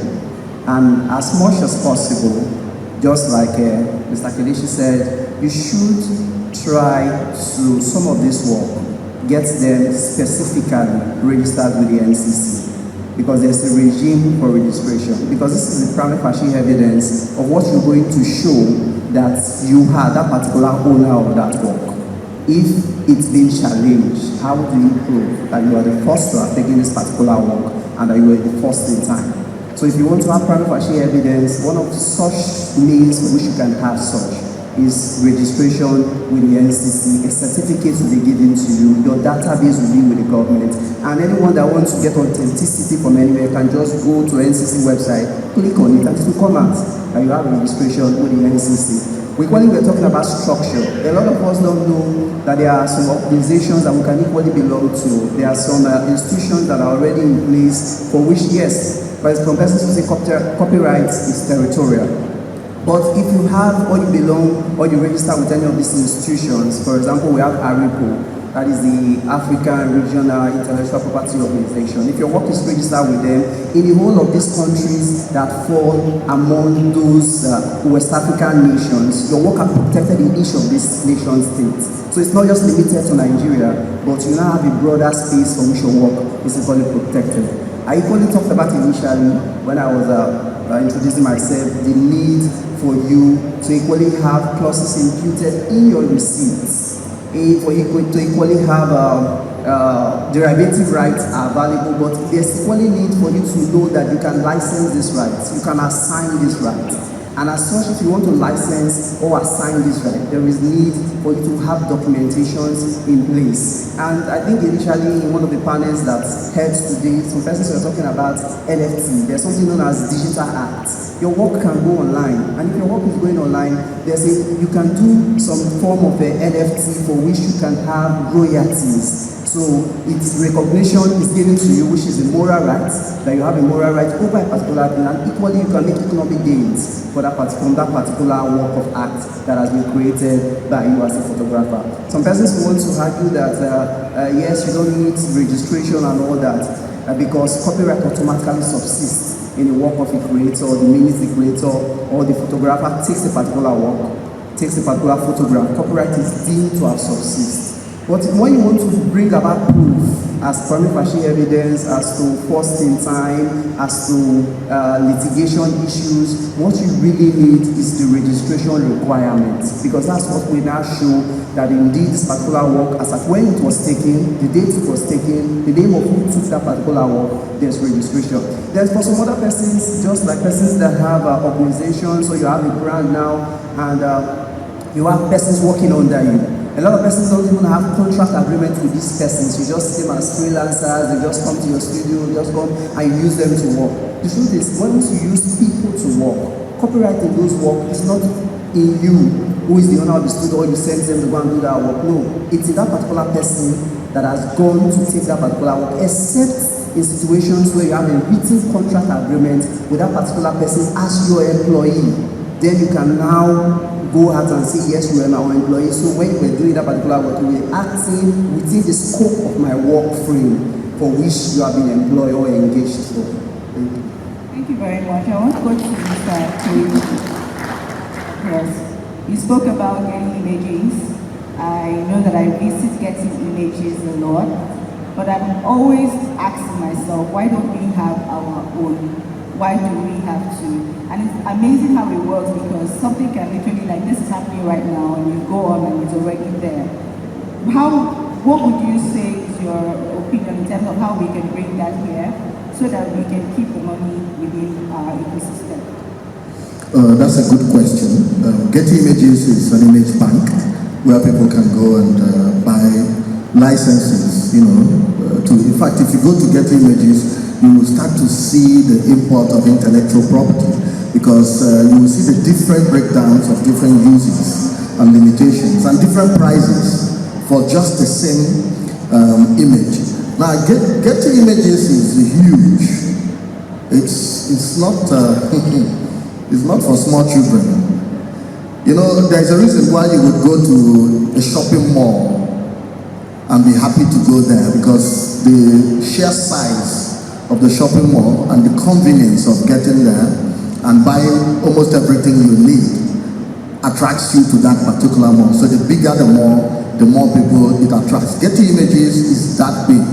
I mean, you can see how their name has become a household word. Multi-billionaires invested in that image bank. Now, setting up an image bank is not child's play.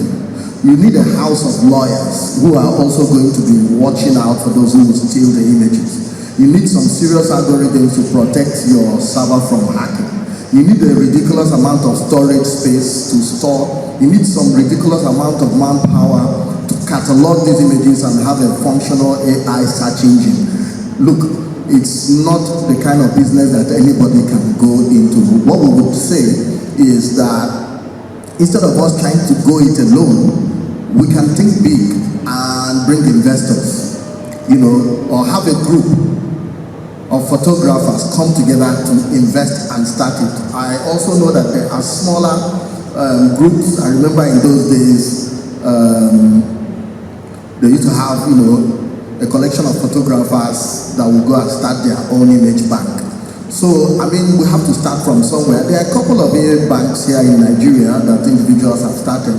They are not as popular because you really need to make everybody know your name, to have the sheer number of images that will satisfy almost everybody that comes to your portal is not easy. That is why everybody is going to getting images. I would say it's doable. It's just that don't expect to do it just by yourself. If you want it that big, you want to be big enough to compete with getting images. And you can have a niche market where you're not trying to make photographs for everybody in the world. You're going to make photographs that pertain to some specific, let's say Africa and Nigeria. And that is it. Those who are looking for specific images of, let's say, Lagos will come to that portal. I think it's something that a lot of people are working on, but I'm yet to see one that is huge enough to. Yes. Thank you very much. Round of applause, please. Just to support what Peter just said, I think Nigerians, the way our mind is structured, we look for immediate benefits. We don't invest for long-term goal. If you're talking about sugar, salts now that people can see physically, you see a lot of people bringing out money. I could remember when Iroko started. Iroko started off and the group bigger, I think, guys sold it. We need to start focusing on the long-term goal. And people in government will not support this kind of thing because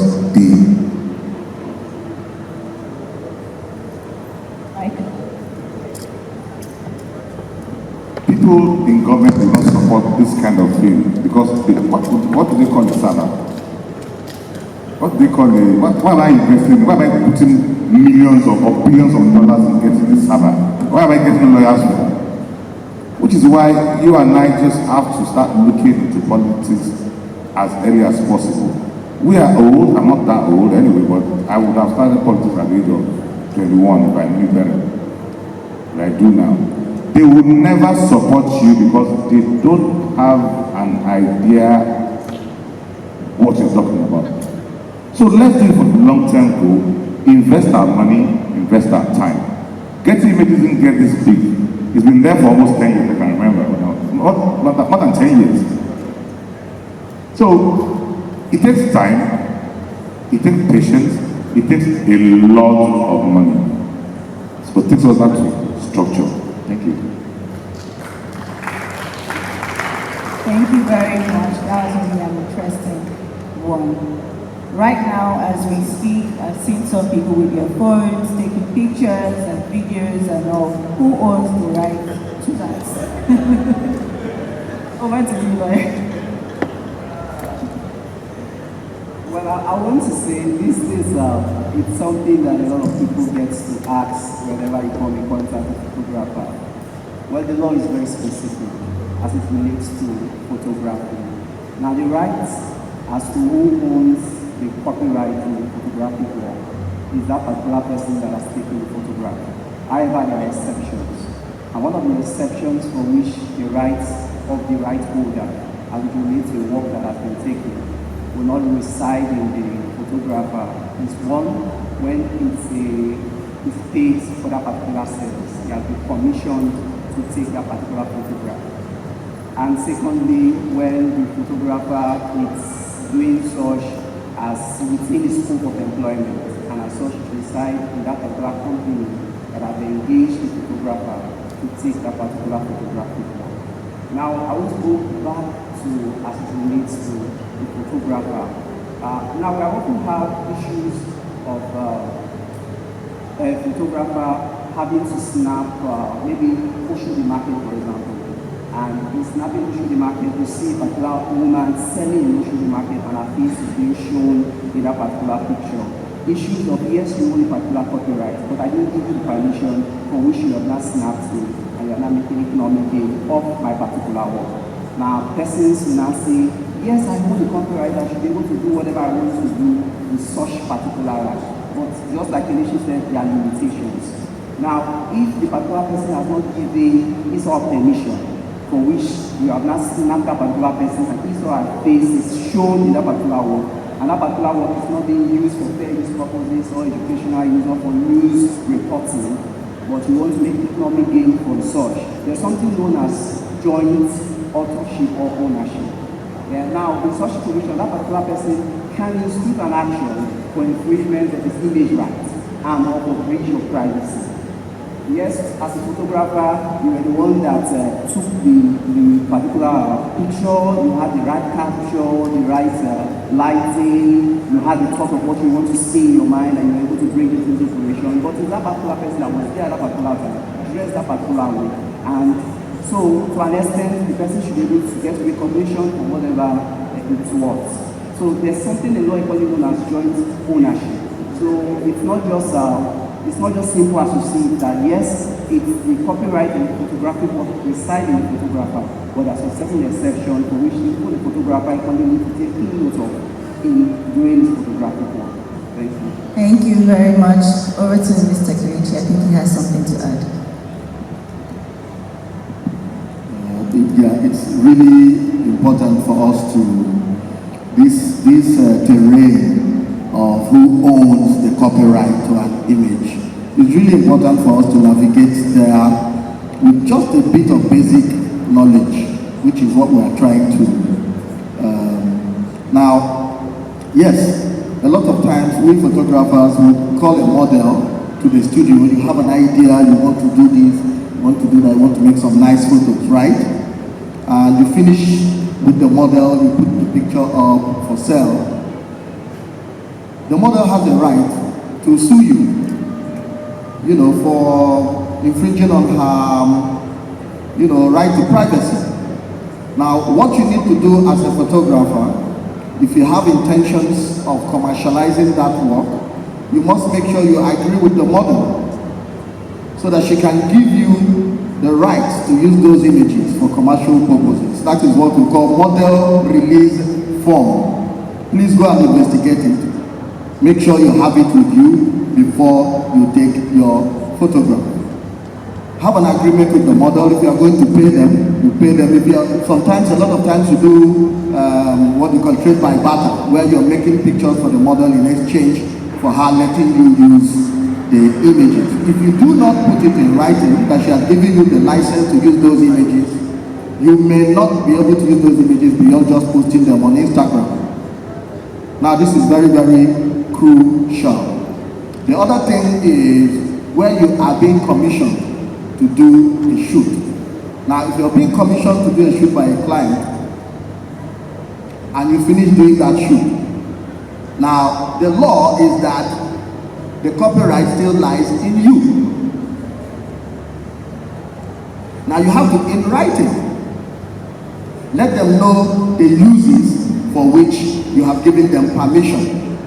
So if I do a shoot for a telecommunications company, for instance, and they tell me, oh, they want to use it for billboards, TV, and all around within Nigeria, I should put that in writing in my invoice so that they know for sure that I have agreed for them to use this thing for these specific purposes. What is happening is that I've given them a limited license to use the images for their purpose. So that is what is called usage rights under your invoice.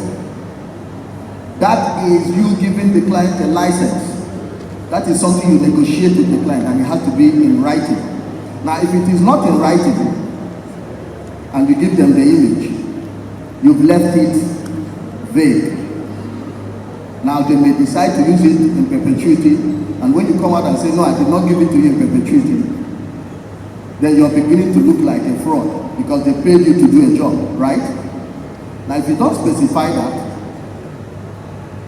it now be left for the court to decide who is right and who is wrong. So it's always good to write these things down. Now that other exception is where you are in the paid employ of an organization. You're a journalist and you're shooting for a newspaper. The copyright does not lie in you. Every shoot that you did as an assignment for that newspaper, the copyright lies in the hands of the newspaper.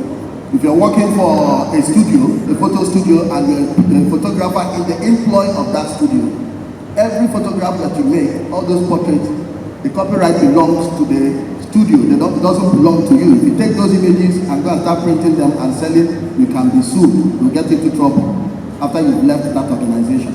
All these things need to be looked into. But most importantly, and because I've been a victim of this, if you have a creative idea that you want to make and you're bringing a model with your idea and everything, please get a model release form from that model before you start to shoot back. I don't know if you understand. If the model does not sign your model release form, you can say, okay, sorry, there's no need for me to waste my time. Please make sure you pay for her transport going back so you don't get bad blood. I don't know if you understand. Be nice. Because the model also is ignorant of these things. Absolutely. I've done a beautiful shoot, very creative, everything. By the time I say, I want to put this in my magazine, the girl came and said, I'm married now. My husband said, I should not be a model again. Don't want to see my picture anywhere. I don't know if you understand. I couldn't use those images. I retired them. You understand? It's quite interesting, because yes, we can go on and on and on, and we will not be able to even cover the entire, scope of how we can be intellectually aware in terms of copyright and all. I will just open up the floor to questions. Please raise your hands and indicate if you have any questions.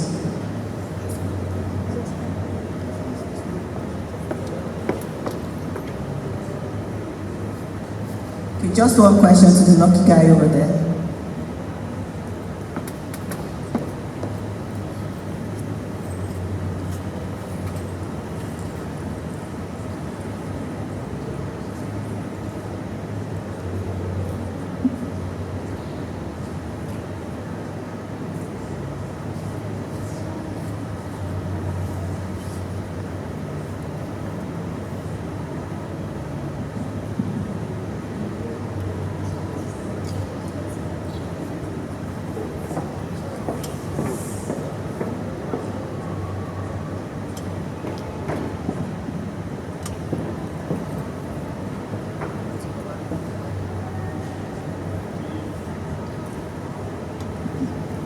Good afternoon, everyone.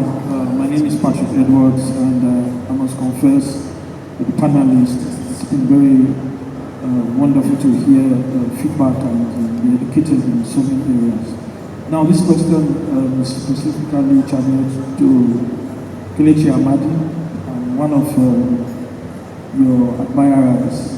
But just for something that I stumbled into and I really needed a lot of clarifications about working with international platforms.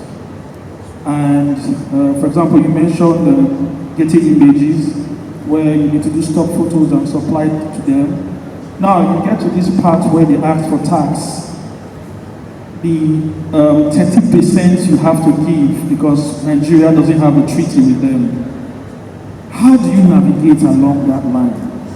Whereby you need to work with international platforms and you need to let go of 30% of what you have because you do not have a treaty. Your country doesn't have a treaty with their country. How do you navigate, across those lines, mostly when you are doing international business with such platforms?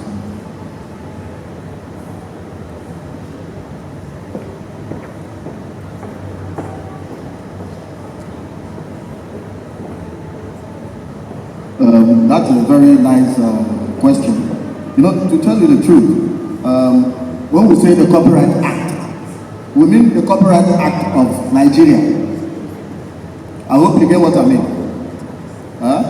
Copyright Act is the Copyright Act of Nigeria. If you're going to do a deal with Getty Images, I don't know where their office is, if it's residing in America or in France or, you know, God knows, you know, these big organizations, they find a place where they can pay as little tax as possible, but they are global.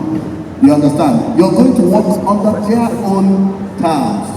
And if there are any of those treaties that Nigeria has not gone into that puts you at a disadvantage, again, just like my friend here was talking about, if we come together as photographers, then we can put it up as an issue of government policy and say, oh, look at what they are doing to us in America if we want to put our images and we are losing 30%. Those are issues of policy where Nigerian government will say, oh, we have to go into a treaty with the United States based on the fact that, oh, you know, the quid pro quo of it all and all that. So it's one of those points at which, you know, not one individual can take care of this. This is now a deal between governments, between continents sometimes, you know. So, like I said, if you're taking, it's another part of that question we are trying to answer, why don't we have our own Getty image where we get better deals? You know, I mean, I look at the deals on that Getty image, I don't know, I wasn't too impressed with what I was going to get. So it all depends, you know. So it's one of those things that we need to work on in the future. And there are so many of these things that we don't know about because different countries have different nuances of their copyright law and what their policies are, you know, in relation to, you know, creative work and intellectual property. So much time for that. So we're going to take one more question. One more question. Hi, good afternoon. My name is Onawachukwu. I've worked in the magazine industry for years, and I find that we tend to, in Nigeria, the magazine industry is not as creative as it is abroad. And to cut costs, we tend to search images online, and these days social media, and use those images. However, we do give credit to these photographers who have photographed these images.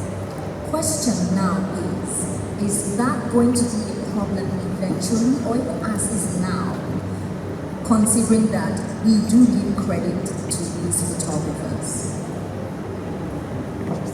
Two questions for who is going to take it?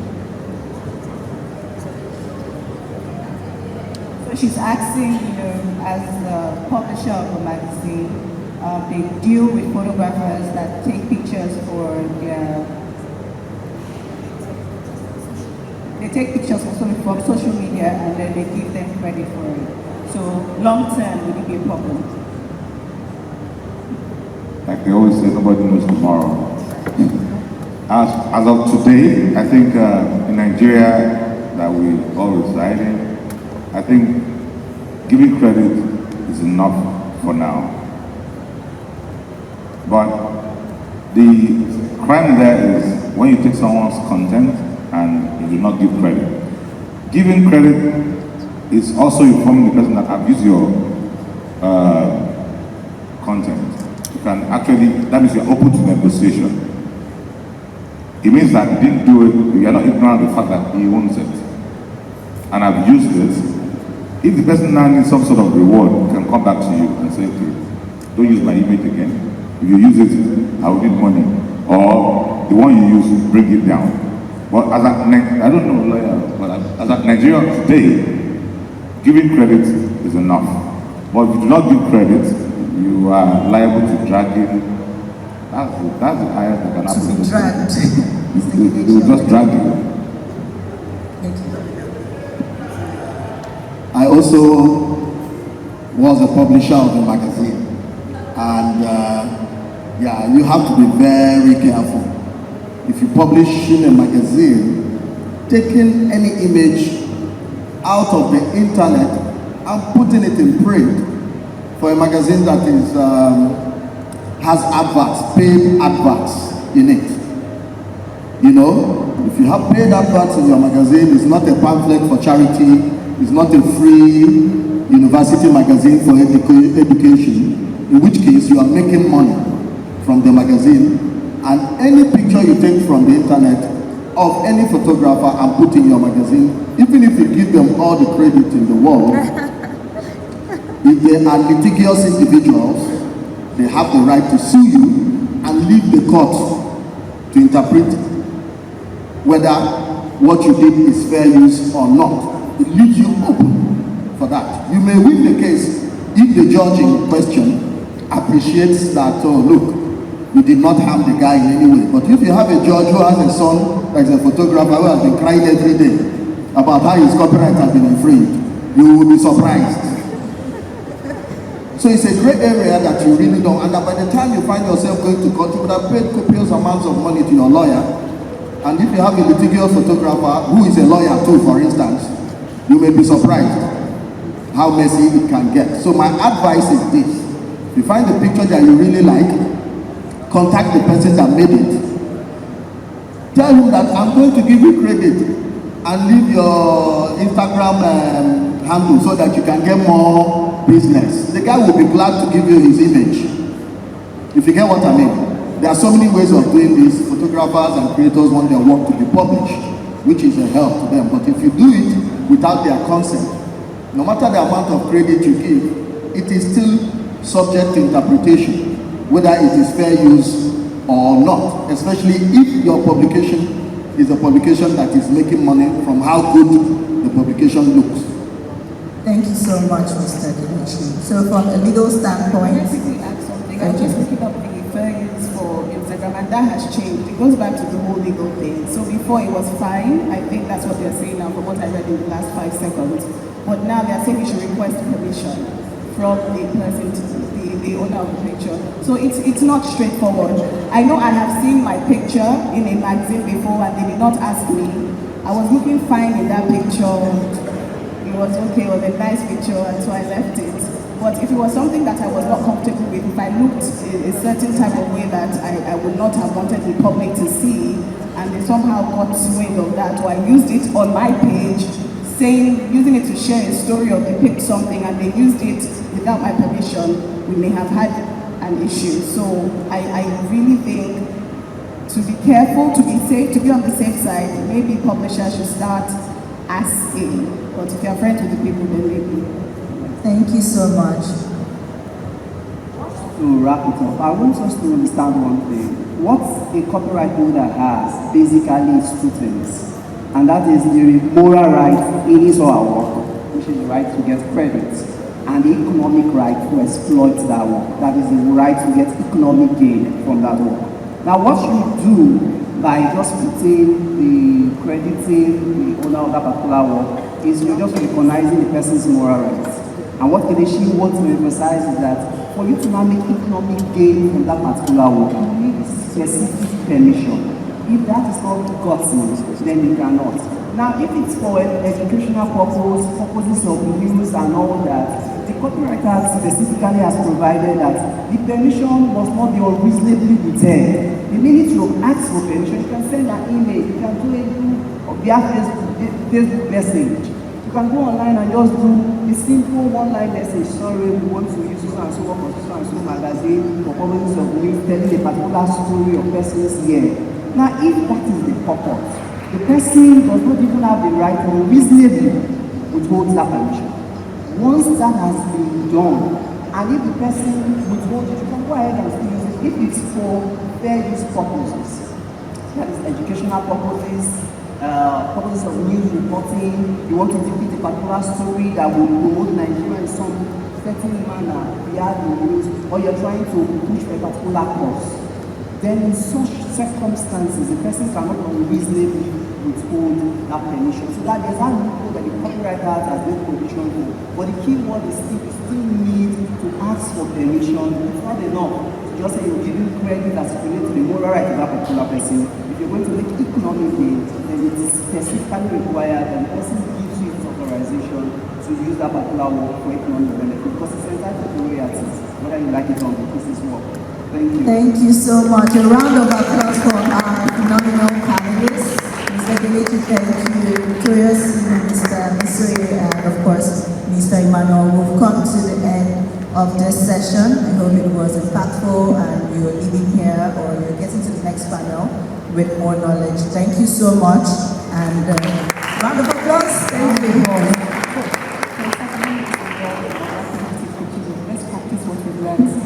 Alright, so please very quickly, because I know you've been seated for about hours now, just to get you ready for the next session. And we've learned a whole lot, especially about taking pictures and putting it on social media. So please, can we get our phones out? Indulge me, please, your phones. Fantastic. So as they stand right there, please take pictures of them. Okay? And then use the hashtag ACM 2022 as well as BOP Conference 2022. And I'm sure you're not getting in trouble for that, right? No. So please, let's do that. Take pictures. Let me get out of your way.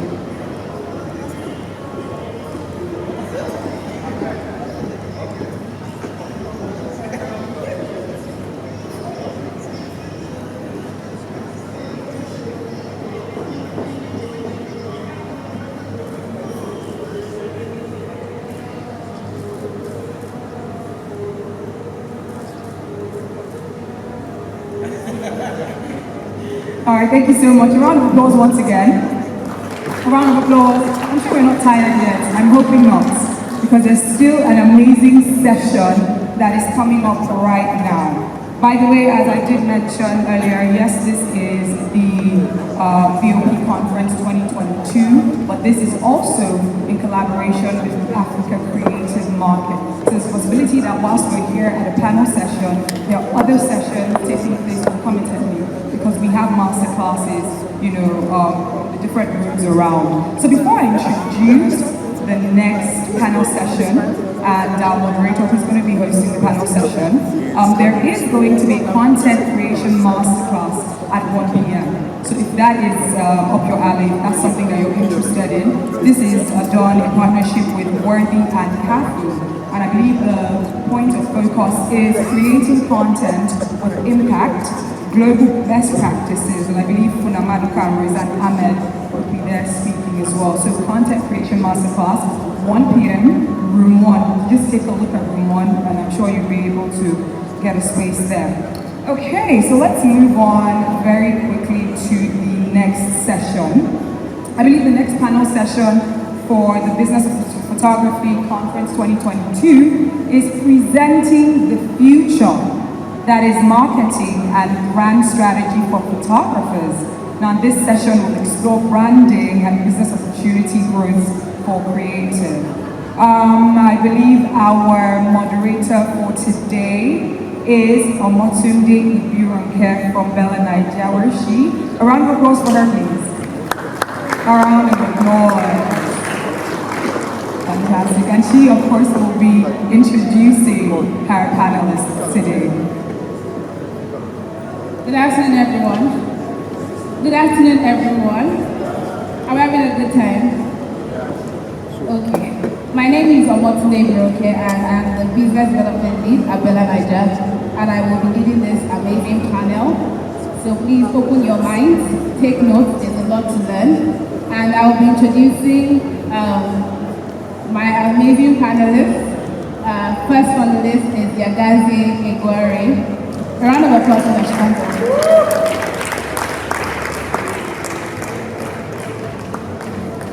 Yagazi.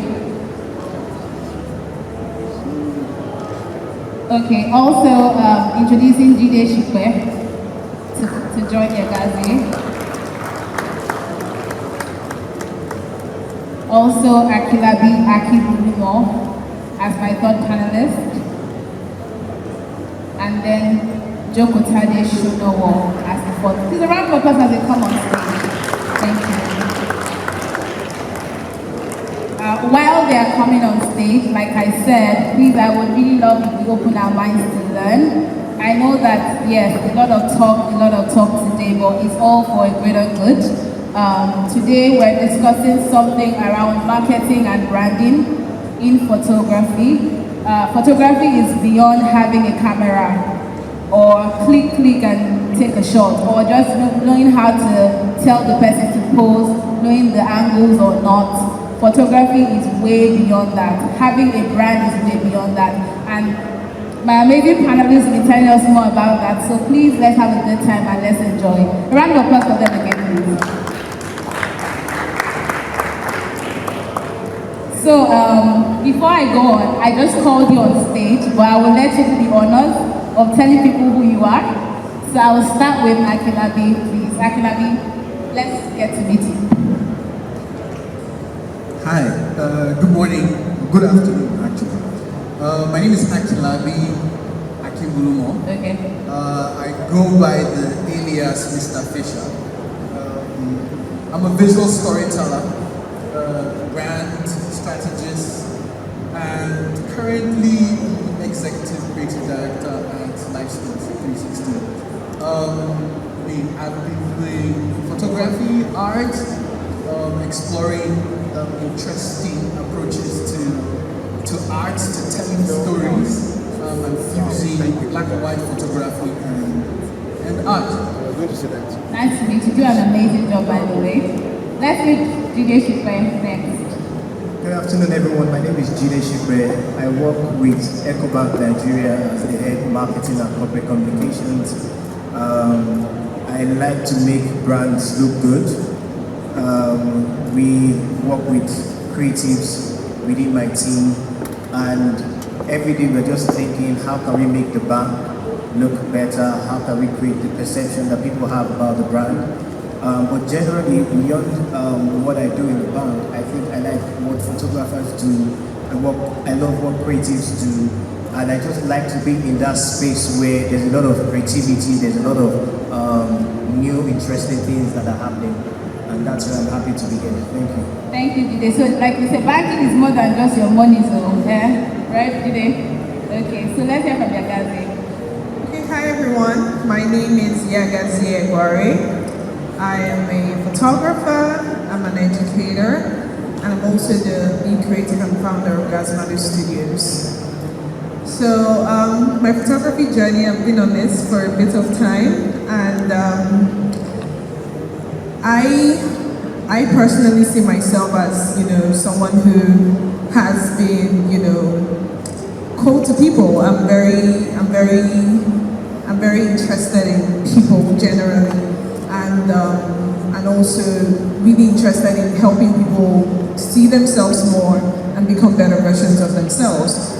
And that's why I'm doing that. Photography is a tool in which I use to do that, both, when I'm photographing at the studio, creating images of women, that celebrates them and empowers them to become more of who they are, or, also educating creatives and photographers to up-level their skill sets and build successful businesses. So that's essentially what I do. Thank you for that. And it's nice to meet you once again here. And I'd like to start with you. Good that you have the mic. Okay, so Yagazi, let's be honest with ourselves, right? Everybody is a photographer. As long as you have face app, you have InShot, you know how to, set the angles right, you believe you're a photographer. But I want to ask you, who really is a photographer? Like, what really makes that brand, that name unique? What makes you a unique photographer? Thank you so much for that question. And well, I wouldn't say everybody is a photographer. I would say everybody takes pictures. Yes. Everybody that has a phone, a great phone, can take pictures, and also the barrier of entry for photography is also very next to nothing. But the word photographer is beyond just being able to take picture, right? Photographers are artists. They're not people that take pictures. They're people that use cameras as a tool to interpret what the vision that they have in their minds, in such a way that, it communicates something to the audience, or it inspires, it inspires an action, or, it's emotive in one way or the other, So those are one of the things that, really distinguishes photography. The ability to see, the ability to think, and the ability to interpret thoughts into photographs, right? And also the ability to tell stories. And I think that's completely different from saying, "Oh, I just want to take a picture," because anybody can take a picture, but it doesn't mean anything.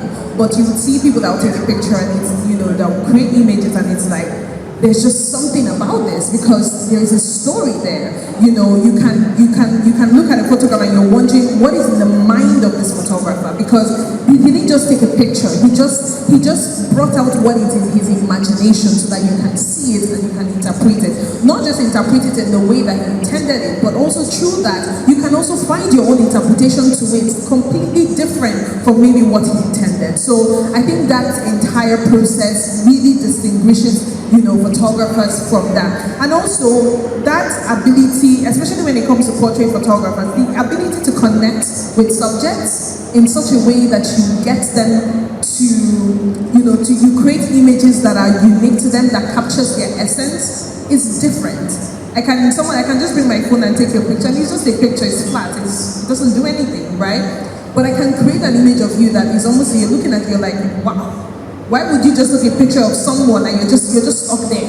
You keep looking, and someone still takes that picture and you're just like, it's just a nice picture. Yeah. Thank you for that, because I think you expanded it more. Just a round of applause for that. And I'm coming to GD. I was meant to come to GD next, but I would also like to hear Akilabi to say something, because you're a visual storyteller, and from the layman's angle, it almost seems like it's different, like photography, visual storytelling. But I want you to let us know the correlation of the two of them. Okay, so I call myself a visual storyteller because it has nothing to do with the fact that I was trying to eliminate myself from being a photographer, but because I have a combination of things that I bring together in which my photography was really a part of that element. For me, exactly like what it is that she said, this is about storytelling. And the idea for me is, how do you tell a particular story? When you watch movies, when you read books, you can have thousands of people telling romance stories. You can have hundreds of people doing thriller movies, hundreds doing action movies. But the guys who write these movies and direct these movies have different approaches in which they want to tell a particular story that you might have heard the same time over and over again, but they're trying to give you their own take on that story, right? There are 4 Disney movies that every time I watch, and I love animated movies, I tell myself this is exactly the same story, right? But these guys have told this same type of story in different ways. Same story. One guy trying to find himself, staying under the shadow of his father dies, he needs to come to his own. Same story they've told. Different ways that they tell these stories, and different ways they project the stories. So within these stories, you have the storyteller, you have the subject, and then you have the lens through which these stories are told, the way that this thing is communicated. There are just so many elements to storytelling that these things can be mixed up in different ways, and all of us in this room can tell the story about the same one person in different ways.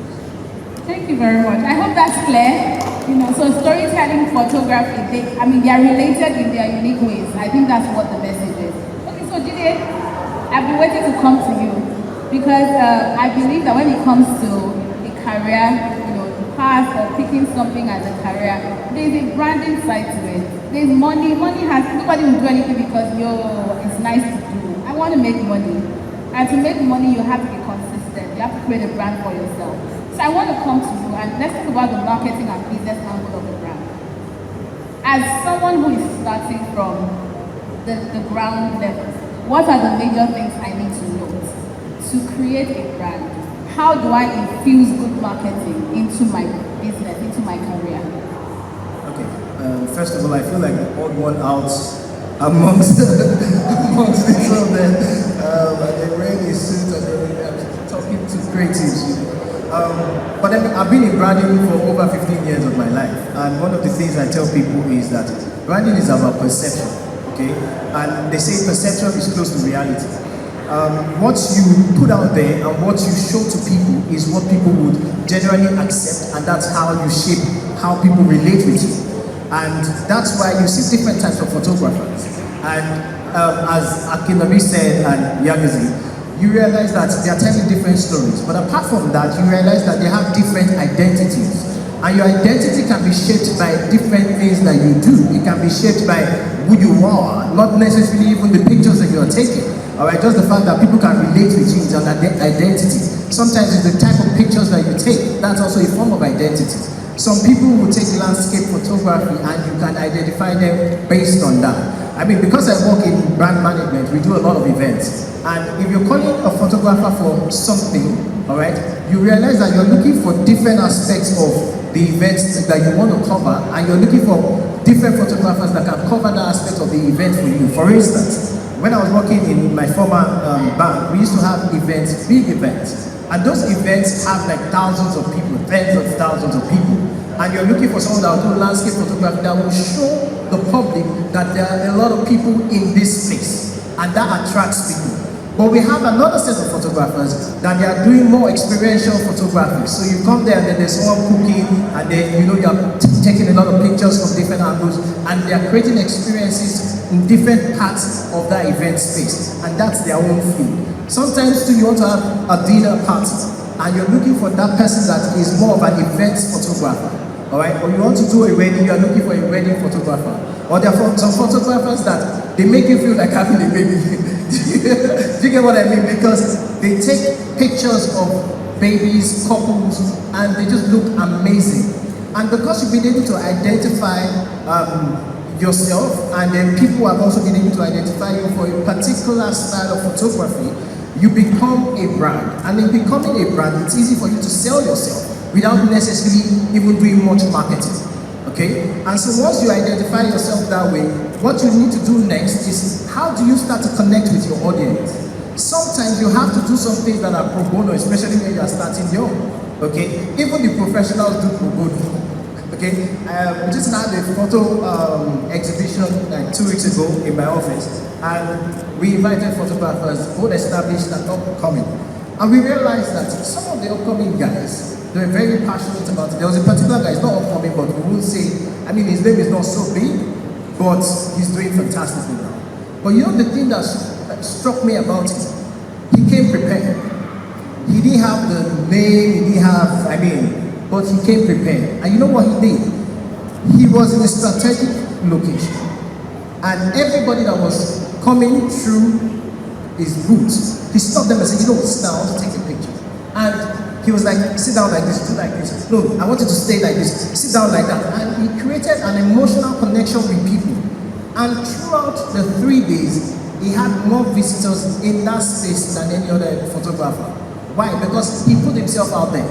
So if you're a photographer, even if you're established or not, there's the marketing aspect where you put yourself out there. Either you put yourself on social media, you go for exhibitions, you go for events, you find a way to collaborate and put yourself out there so that people recognize you, people partner with you, and then people can start doing business with you.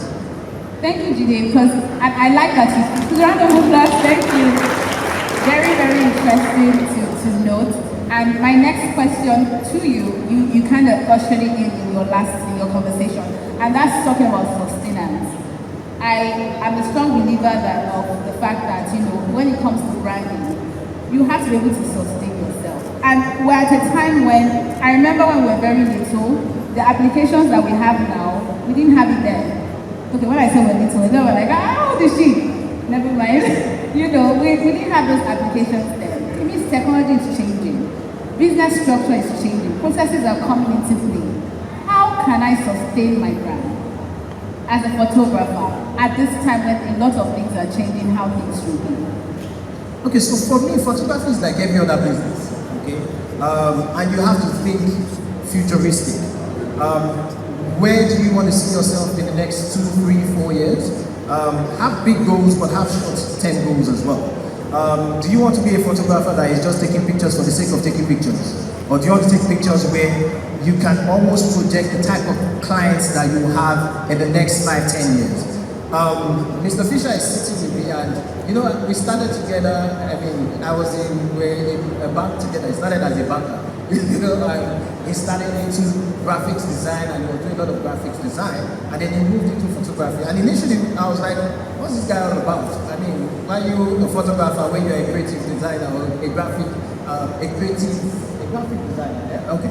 So, but you see, one thing that stood out for him, in particular, using him as an example, is the fact that he takes pictures, he uses his graphic design skills to enhance those pictures. And in doing that, he's been able to do that for a lot of people that put it on their own platform, and in reposting the pictures that he takes, and him telling a story about the pictures that he's taking, more people know him.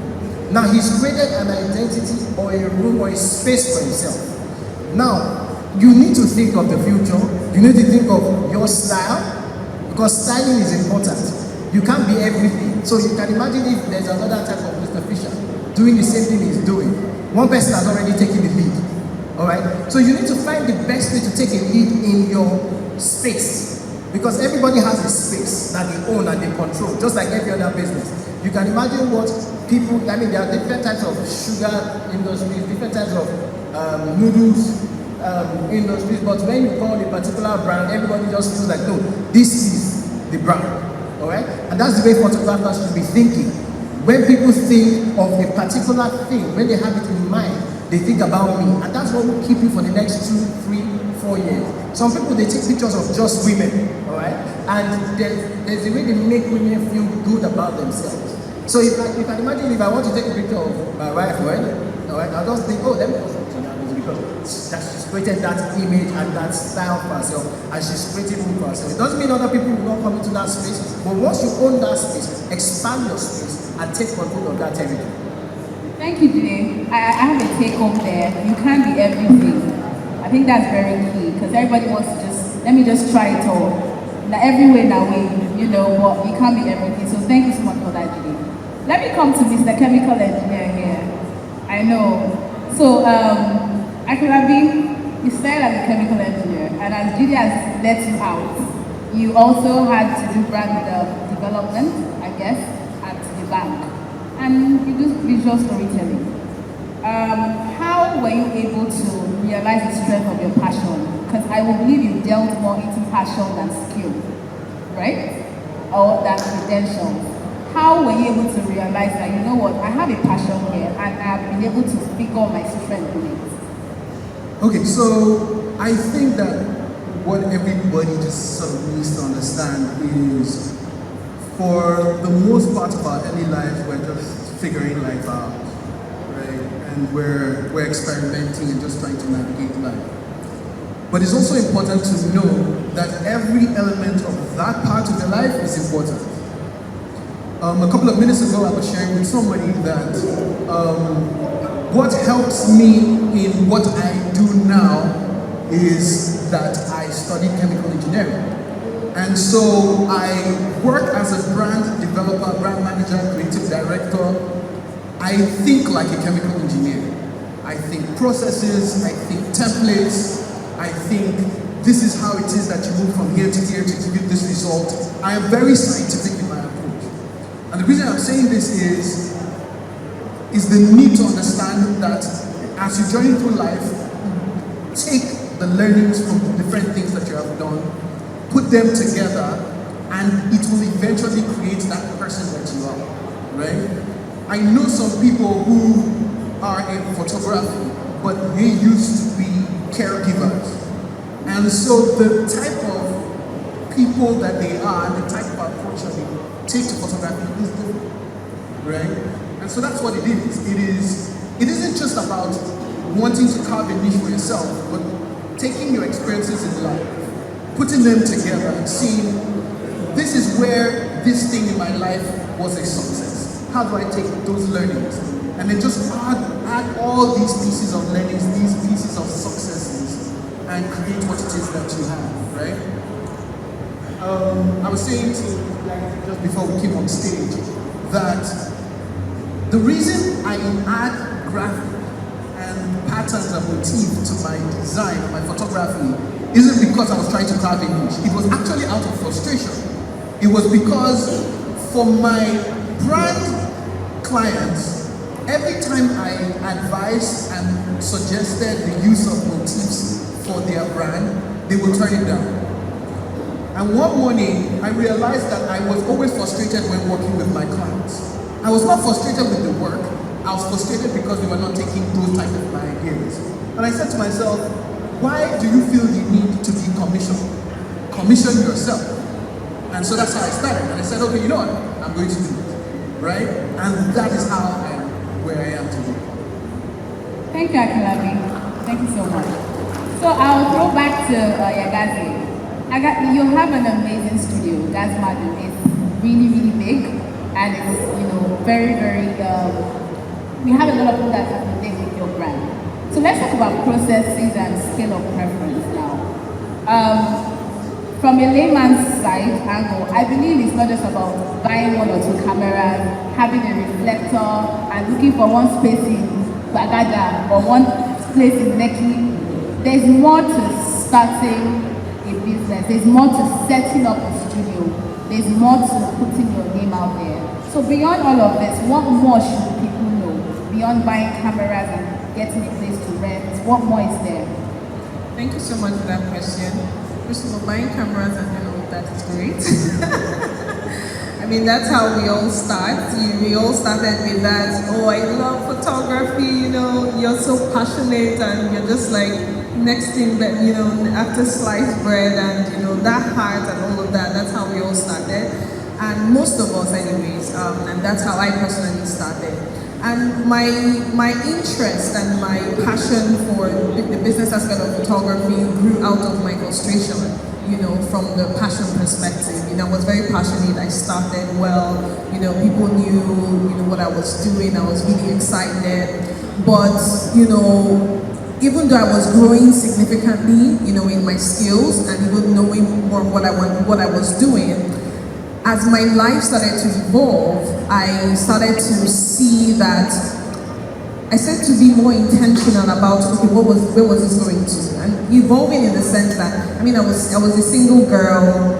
Life was wonderful and great. I didn't have to worry about a lot of things, it was just me. But by the time I got married and I had my first child, I saw that, my life was changing and it had changed. And that was when I started thinking more intentional about what I was doing. It was no longer about, that excitement, and I also started looking at other people doing this, being creatives, photographers. I know there were times people would tell me, this thing you're doing, just do it and just do it quickly and go, because people don't last in all these type of things. And it would be a concern to me, and I would say, why don't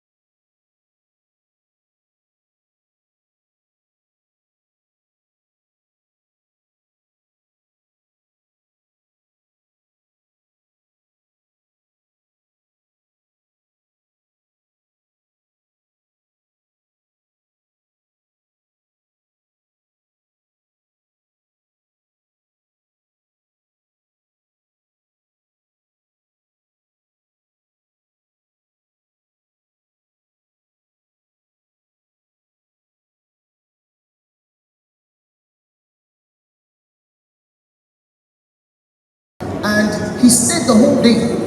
And we were shocked because we're like, okay, he's just going to come for 1 or 2 hours and then he'll be done. Before the end of that day, we had already started talking business. I'd never met him before. Obviously, I'd heard about him. I'm sure he had never even heard about me or seen me or met me before. But we established a business relationship right there and then, immediately. Why? He built a relationship with the people that he came in contact with. He came for the event, we started talking. He was meant to be there for just about an hour or 2. He stayed the whole day. He came again the day after. Why? He just felt, this is fantastic. And he just kept on talking about why it was a good initiative. Well, what am I talking about? For you to be able to build new clients, explore, build relationships, okay? Ensure that you are not just stuck with the people that know you. As I said, build horizontally and vertically, all right? The ones that know you already, but the ones that don't even know you.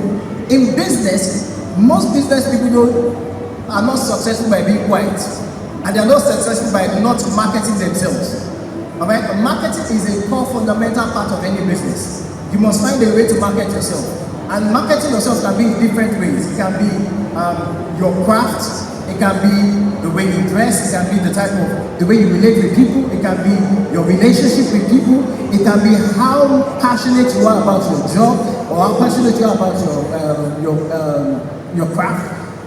But build relationships because it helps you with your business. It helps you to be able to get new clients, retain old clients, because the part of retainership is very important. Because you can't, because I want a new client, lose the ones that you already have, all right? It's about expansion. So as you're thinking expansion, go for events, attend seminars, build yourself. Let people know that you are, for lack of a better word, you're badass with your gift. Do you get? Because once people recognize you that way, people want to associate with you. Because that's even another thing about expanding your business. What do you give to people? Or what's that connection that people feel with you? That even when you're not looking for them, they are looking for you. And I think when people start looking for you, when people start seeking for you, that's the best way to be in business. Thank you. Thank you, Jide. And I want to tap from what you said. Thank you, everyone. I want to tap from what you said. And I was going to come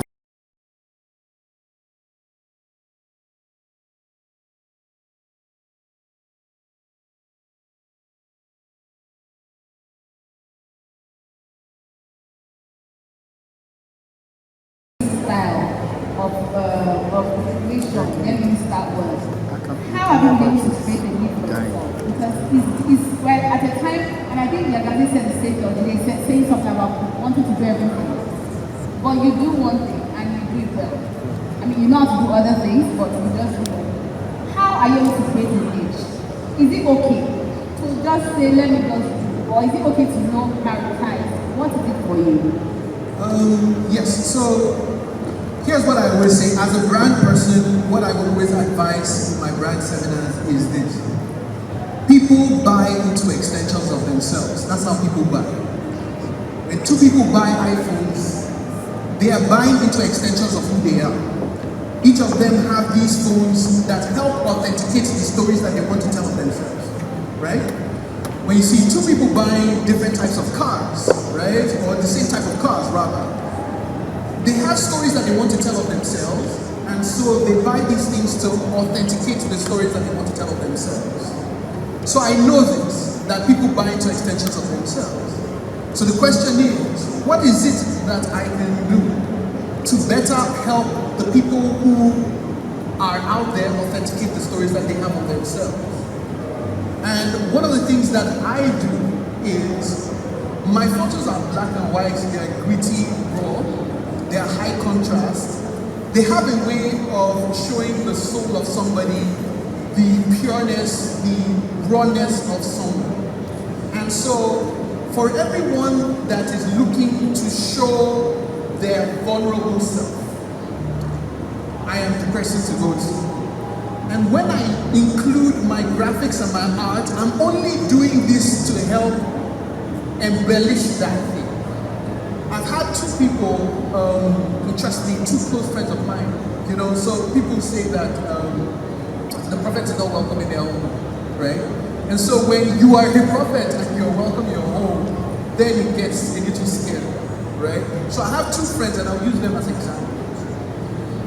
One of them is me, and interestingly, she never wanted to take photos. And just a few months before she passed, she decided she wanted to take photos. And I'm like, I will take photos of you, right? I have a story I want to tell. She says, what is this story you want to tell? I said, allow me. Let me show what I see through my eyes. And I did these photos of her. And then when she finished, when she saw the photos, she said, I put out these photos. And the things that I was hoping people would say about me, people were saying about me and calling me into the spaces that I wanted to go to. And finally, I can see that all these years of my working, I have attained the thing that I have hoped to, right? And it was similar to what my other friend said, who happened to be my personal coach. And he was a personal coach to so many people. And he's the kind of person who would always help people, motivate people, show people that their dreams are valid and all of that. But he was not the type of he didn't have so many people who would do that to him. And I did his photos, and he said actually it was so scary because when he sent me my photos, I saw my future self. And I saw that person that I've been wanting to be. And finally it made me, because I could see my future self now, it made me confident that I'm doing what I'm supposed to be doing. And so now I know that anybody who is looking for that should choose me. And I am not afraid when anybody else calls me and I realize that that's not what they want. I am not afraid to point them in the direction of somebody that can better tell the story that they want. I will tell you, I cannot tell this story. I know the story I can tell, but if it's this story, I know how to tell. Thank you so much, Akila. Be round of applause. And let's welcome the amazing Joko Tade. I'm just going to let her introduce herself better, and then I'll throw the next question to you. Good afternoon, everyone. Good afternoon. I'm Joko Tade Shilowo. I'm the founder and creative director at Posh Portraiture. I have been being a photographer for about 12 years, and I love to photograph women and their families. Yeah. Thank you very much. I like when you stopped, because that's where I'm going to start from. Okay. Because you have it shows a unique angle to it. I think nowadays, a lot of what we see in event photographers, food for lifestyle, what is lifestyling. But you do something that has, a very soft side to it. You've done it for 12 years. Why this? And have you had a time where you felt like, you know what, I want to try something else? Okay, thank you so much.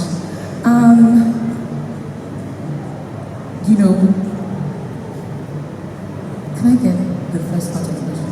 Yeah, so why did you have to, why women and children?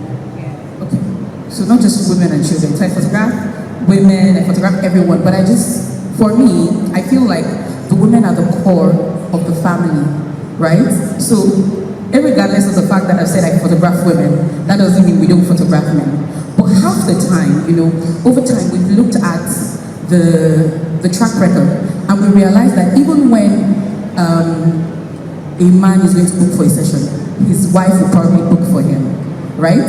So they make the decisions in the family when it comes to things like this, for the children, for their husbands, for the family. So our ideal target market are women. Okay, yeah, and I find it really, really interesting because I get to meet women diverse kinds of women. I meet some women who know who they are. I meet some women who don't know who they are, who are still on the journey to discovering themselves. I meet some women who are not even interested and just feel like they don't look good. And for everyone that I meet, I particularly love those ones, because I want to help you, unravel, that beauty that you have, that you don't think that you have, based on what people have, said to you in the past. And when I'm able to do that, that brings me so much joy. Like, I'm always happy when, in fact, the last 3 to 4 personal branding clients that we had at the studio, they literally told me straight down, I don't look at the pictures, but I'm just doing this because I got a promotion and my friends forced me to come and do this. And I'm like, you're in the right place. You're the one I want. And you know, by the time I finished, the expression was like, oh my goodness, is this me? And you know, the woman saying this is someone that I would see and be like, oh my God, like wow, God really took time creating you. So seeing that kind of beautiful, gorgeous woman, you know, feeling a different type of way about herself, it says so much about, you know, the perception people have of themselves based on, you know, things that people have projected onto them, you know, because whether we like it or not, you know, what people affirm on us and we allow to stick actually almost becomes what we believe, and we start to almost turn in that direction. You know, but seeing herself that way, she was just like, oh my goodness, wow, I love this. I never knew, you know, I could look this way. And the next thing she said, oh, I'm coming back with my family. I'm coming with my children. I'm coming with my husband. And that for me is a win, literally. So I really enjoy photographing those kind of women, and women who are also winning in the industry, women who are discerning, going somewhere, and also accomplished individuals. Thank you so much, Okutani. I like that you were able to like answer the question and also, you know, say more because of the timing, you know, what is she doing, what's it about, so you're able to talk about. Thank you so much. Let me talk about challenges. There are challenges everywhere. It might vary based on the technicality of what you do, you know. When it comes to lifestyle photography, I think it might be difficult, but it's easier for everybody. Lifestyle is food. What challenges do you have to face in growing your brand, and how are you able to tackle them? Okay, thank you so much. I faced a lot of challenges that any typical business owner, you know, would go through. From the fear of even thinking, would this work? You know, to that part where, so I'm a very visual person. When I started photography, I saw this big stage where I arrived at, but it wasn't equal to the kind of work I was producing. So it was very difficult for me to marry the two together. And I was just like, so how am I going to get here when the actual work that I'm still creating now seems mediocre and it's not good enough? But I didn't stop there. I kept on learning, meeting new people, going for workshops, going to master classes, paying for one-on-one classes just to get better, you know, networking with other photographers who are my peers, some ahead of me, you know, just to learn new things.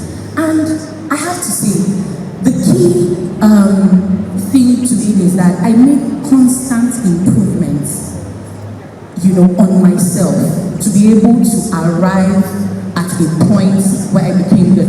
Another thing that I had the challenge is with people actually believing in you to say you can actually do this.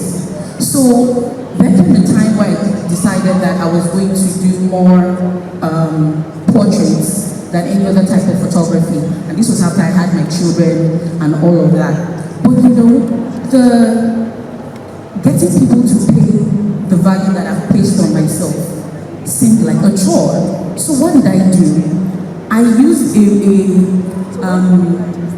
a strategy called like the freemium, right? So I let you in through like a seemingly low strategy, maybe like a free, what do we call it now, a session fee, right? And I'll give you maybe just one image. But the challenge is upon me to make sure that I create amazing, irresistible images that you don't want to let go of, right? So at that point, you've come in through a free, you know, mode, but by the time you're leaving, you're like, no, I want all of this, then you pay. So there was a challenge in making people see the value that you carry. Because they're like, what do you mean? Is it not just pictures? And people still say that till date. They're like, what do you mean? But it's just pictures. And for me, it's more than pictures because I offer a lot more, you know, services to them. Sometimes I'm their stylist. Sometimes I become their shrink. Sometimes we become their friend for that moment. Because, like I said, we deal with women. And women go through a lot of things. So at that point in time, they're just happy to even find someone who is interested in them enough to listen to them, to make them feel like a friend. So we do a whole lot more. And the more you're able to, connect with people psychologically, they tend to trust you more, and they'll just naturally gravitate towards you and always, bring people your way. And all of those kind of people also tend to send referrals your way. Thank you so much, Okadiani. That talks about clients that we talked about in how to ensure that you reach out to your clients. So thanks for touching on that. In 1 minute, I'm going to throw the last question to Jide, and that's about funding. Business needs funding. Branding needs funding. From the money angle, of things. How can I, fend or fund my business? From the financial angle of it. Okay, so most people, when they are talking about funding their business, there's one primary aspect that comes to play, especially for banks, is about trust. Can I trust you? Every other thing is built on trust. Okay? Can I trust that? Trust means let me see your financials. Okay? So have you built over time? Let me see your character. And then we do a lot of character appraisals, okay, that people don't even know about, and it's still built on trust. I want to see your profile, okay. Have you been able to build your business over time, sustainably, okay, either without much financing, or even when you've been financed in the past, you're able to repay, okay. As I said, it's still built on trust. So I think it's just important for photographers established or upcoming to be able to, in whatever brand that they are building and perception that they want people to have, they must always ensure that people are able to trust them. Thank you. So 1 minute, wow, I like it. Thank you so much. I think it's been very insightful. Do we have anyone who has, I think we'll just take a question or two because of time. Any questions for anybody on the panel? Oh, okay, we have some hands there.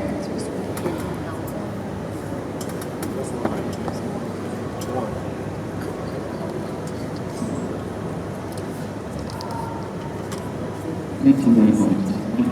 I'll be tired of someone. There is no photography. We went through a lot. You go through a lot. After you have now, you edit, you do all sorts of things. How do we manage our health in terms of photography? You've done a lot. How do you manage it in the field of photography? Thank you.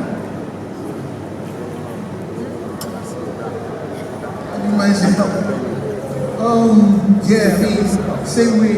I love the answer that you gave me. The business of photography is like the business of anything else. The health of photography is like the health of anything else, which is you need to understand who it is you are. If you have health challenges, making sure that you are always in the right mental state and space, making sure that you're always taking care of yourself. What became this thing that I'm doing actually came in the middle of the pandemic, right? I mean, I used to do it before pandemic, but then during the lockdown, ideas, everything came up. Now I knew where it is that I was going with this. The entire period we were in lockdown, I was working out like a mad person. Came out, was working out, always eating right, eating healthy. From 2018 till I think it was about December last year was the first time I took anything that had sugar, right? I was healthy. I only stopped working out some months ago because I had a gym injury, right? Always working out, eating healthy. Why? Because I know the task that I have ahead of me. And I say to myself, for me to be up and running, for me to do what it is that I'm doing, for me to also at the same time work where I'm working and take care of the family, I have to be healthy. So you have to always have that in the back of your mind, right? Take care of yourself. I think there isn't any other thing that I can answer. Okay, so I think I want to do something. Okay. So I just also, to add to what Mr. Fisher said, I think it's important we understand that as creative beings, a lot of the things that you do stems from your mind, from your body, and from your spirit. And most importantly, actually from your mind, right? And, I want to address sort of the mental health part of it because a lot of creatives are actually going through a lot of mental challenges. I have a wide email list, and I can't count the number of times that I've gotten emails from people who have told me, they're on the verge of giving up, just so much, right? People are dealing with a whole lot of things. And I think it's just that part where we feel like, first of all, what you're going through, you're the only one going through it. And you're not, right? We spend a lot of times by ourselves. Like you said, you shoot, you go back to edit, you're all by yourself, you're doing all of that by yourself. But you're not creating that time to feed your soul, to take care of yourself beyond your body. Your body is so important, but also understanding that your mind and your soul needs to be fed and it needs to be nourished. You need to be in a space that allows it to thrive. And that could be every now and then giving yourself the permission to take a break. Like you don't necessarily need to be going on and on and on and on, right? Take a break, do something else, do other things that interest you, go, travel, go and look at things, go, whatever it is that interests you, go outside, interact with nature, right? The more we get into the habit of always taking that, that time out, the more we are in a better position to be able to create. Most creatives are burning out, and the more you can't be creative when you want out. Because again, all of these things stems from the mind. So if your mind is full of so much, it's full of, first of all, you're dealing with challenges, you're dealing with client booking, you're the only one, you're shooting, every day you're shooting, it is just going on and on and on. It's okay, T.Y. Bello said something and he said, it's okay to be irrelevant for a season. It's okay. It's really okay. It's okay for you to say, what, I'm going to take a bit of a break to go and do something else. I'm going to gain knowledge. I'm going to go and do a course. I'm going to do something because all of those experiences, I'm going to travel. I'm going to try something else. All of those experiences, what it does is that it expands your mind. And then, I was speaking to a photographer recently and he was telling me about he going to school and, masters, and he did something completely different, from photography. And he said, guys, what I did has helped my photography in ways that I could never imagine. Because my mind has expanded beyond what I thought it could do. So that is what we are lacking. We are so stuck with what we are seeing that we forget that, the mind is aching and craving for you to feed it with other things here. Thank you so much, Agati.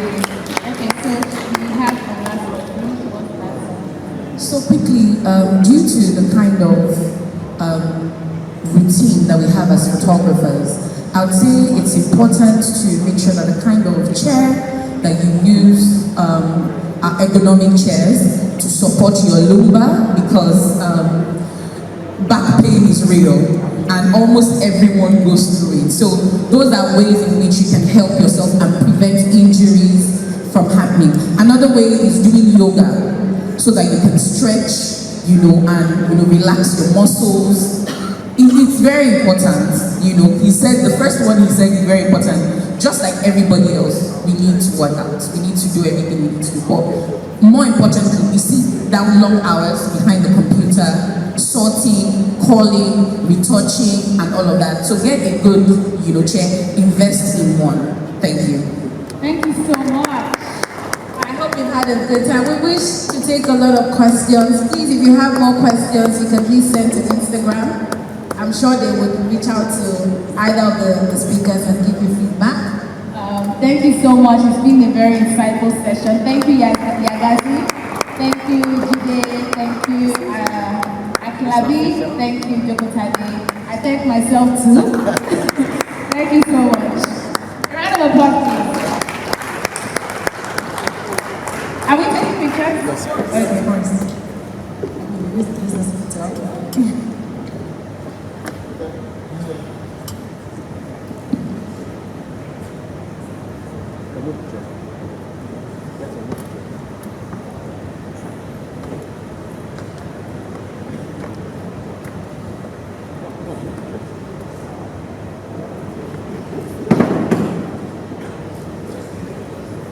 Are you good? Let me join you.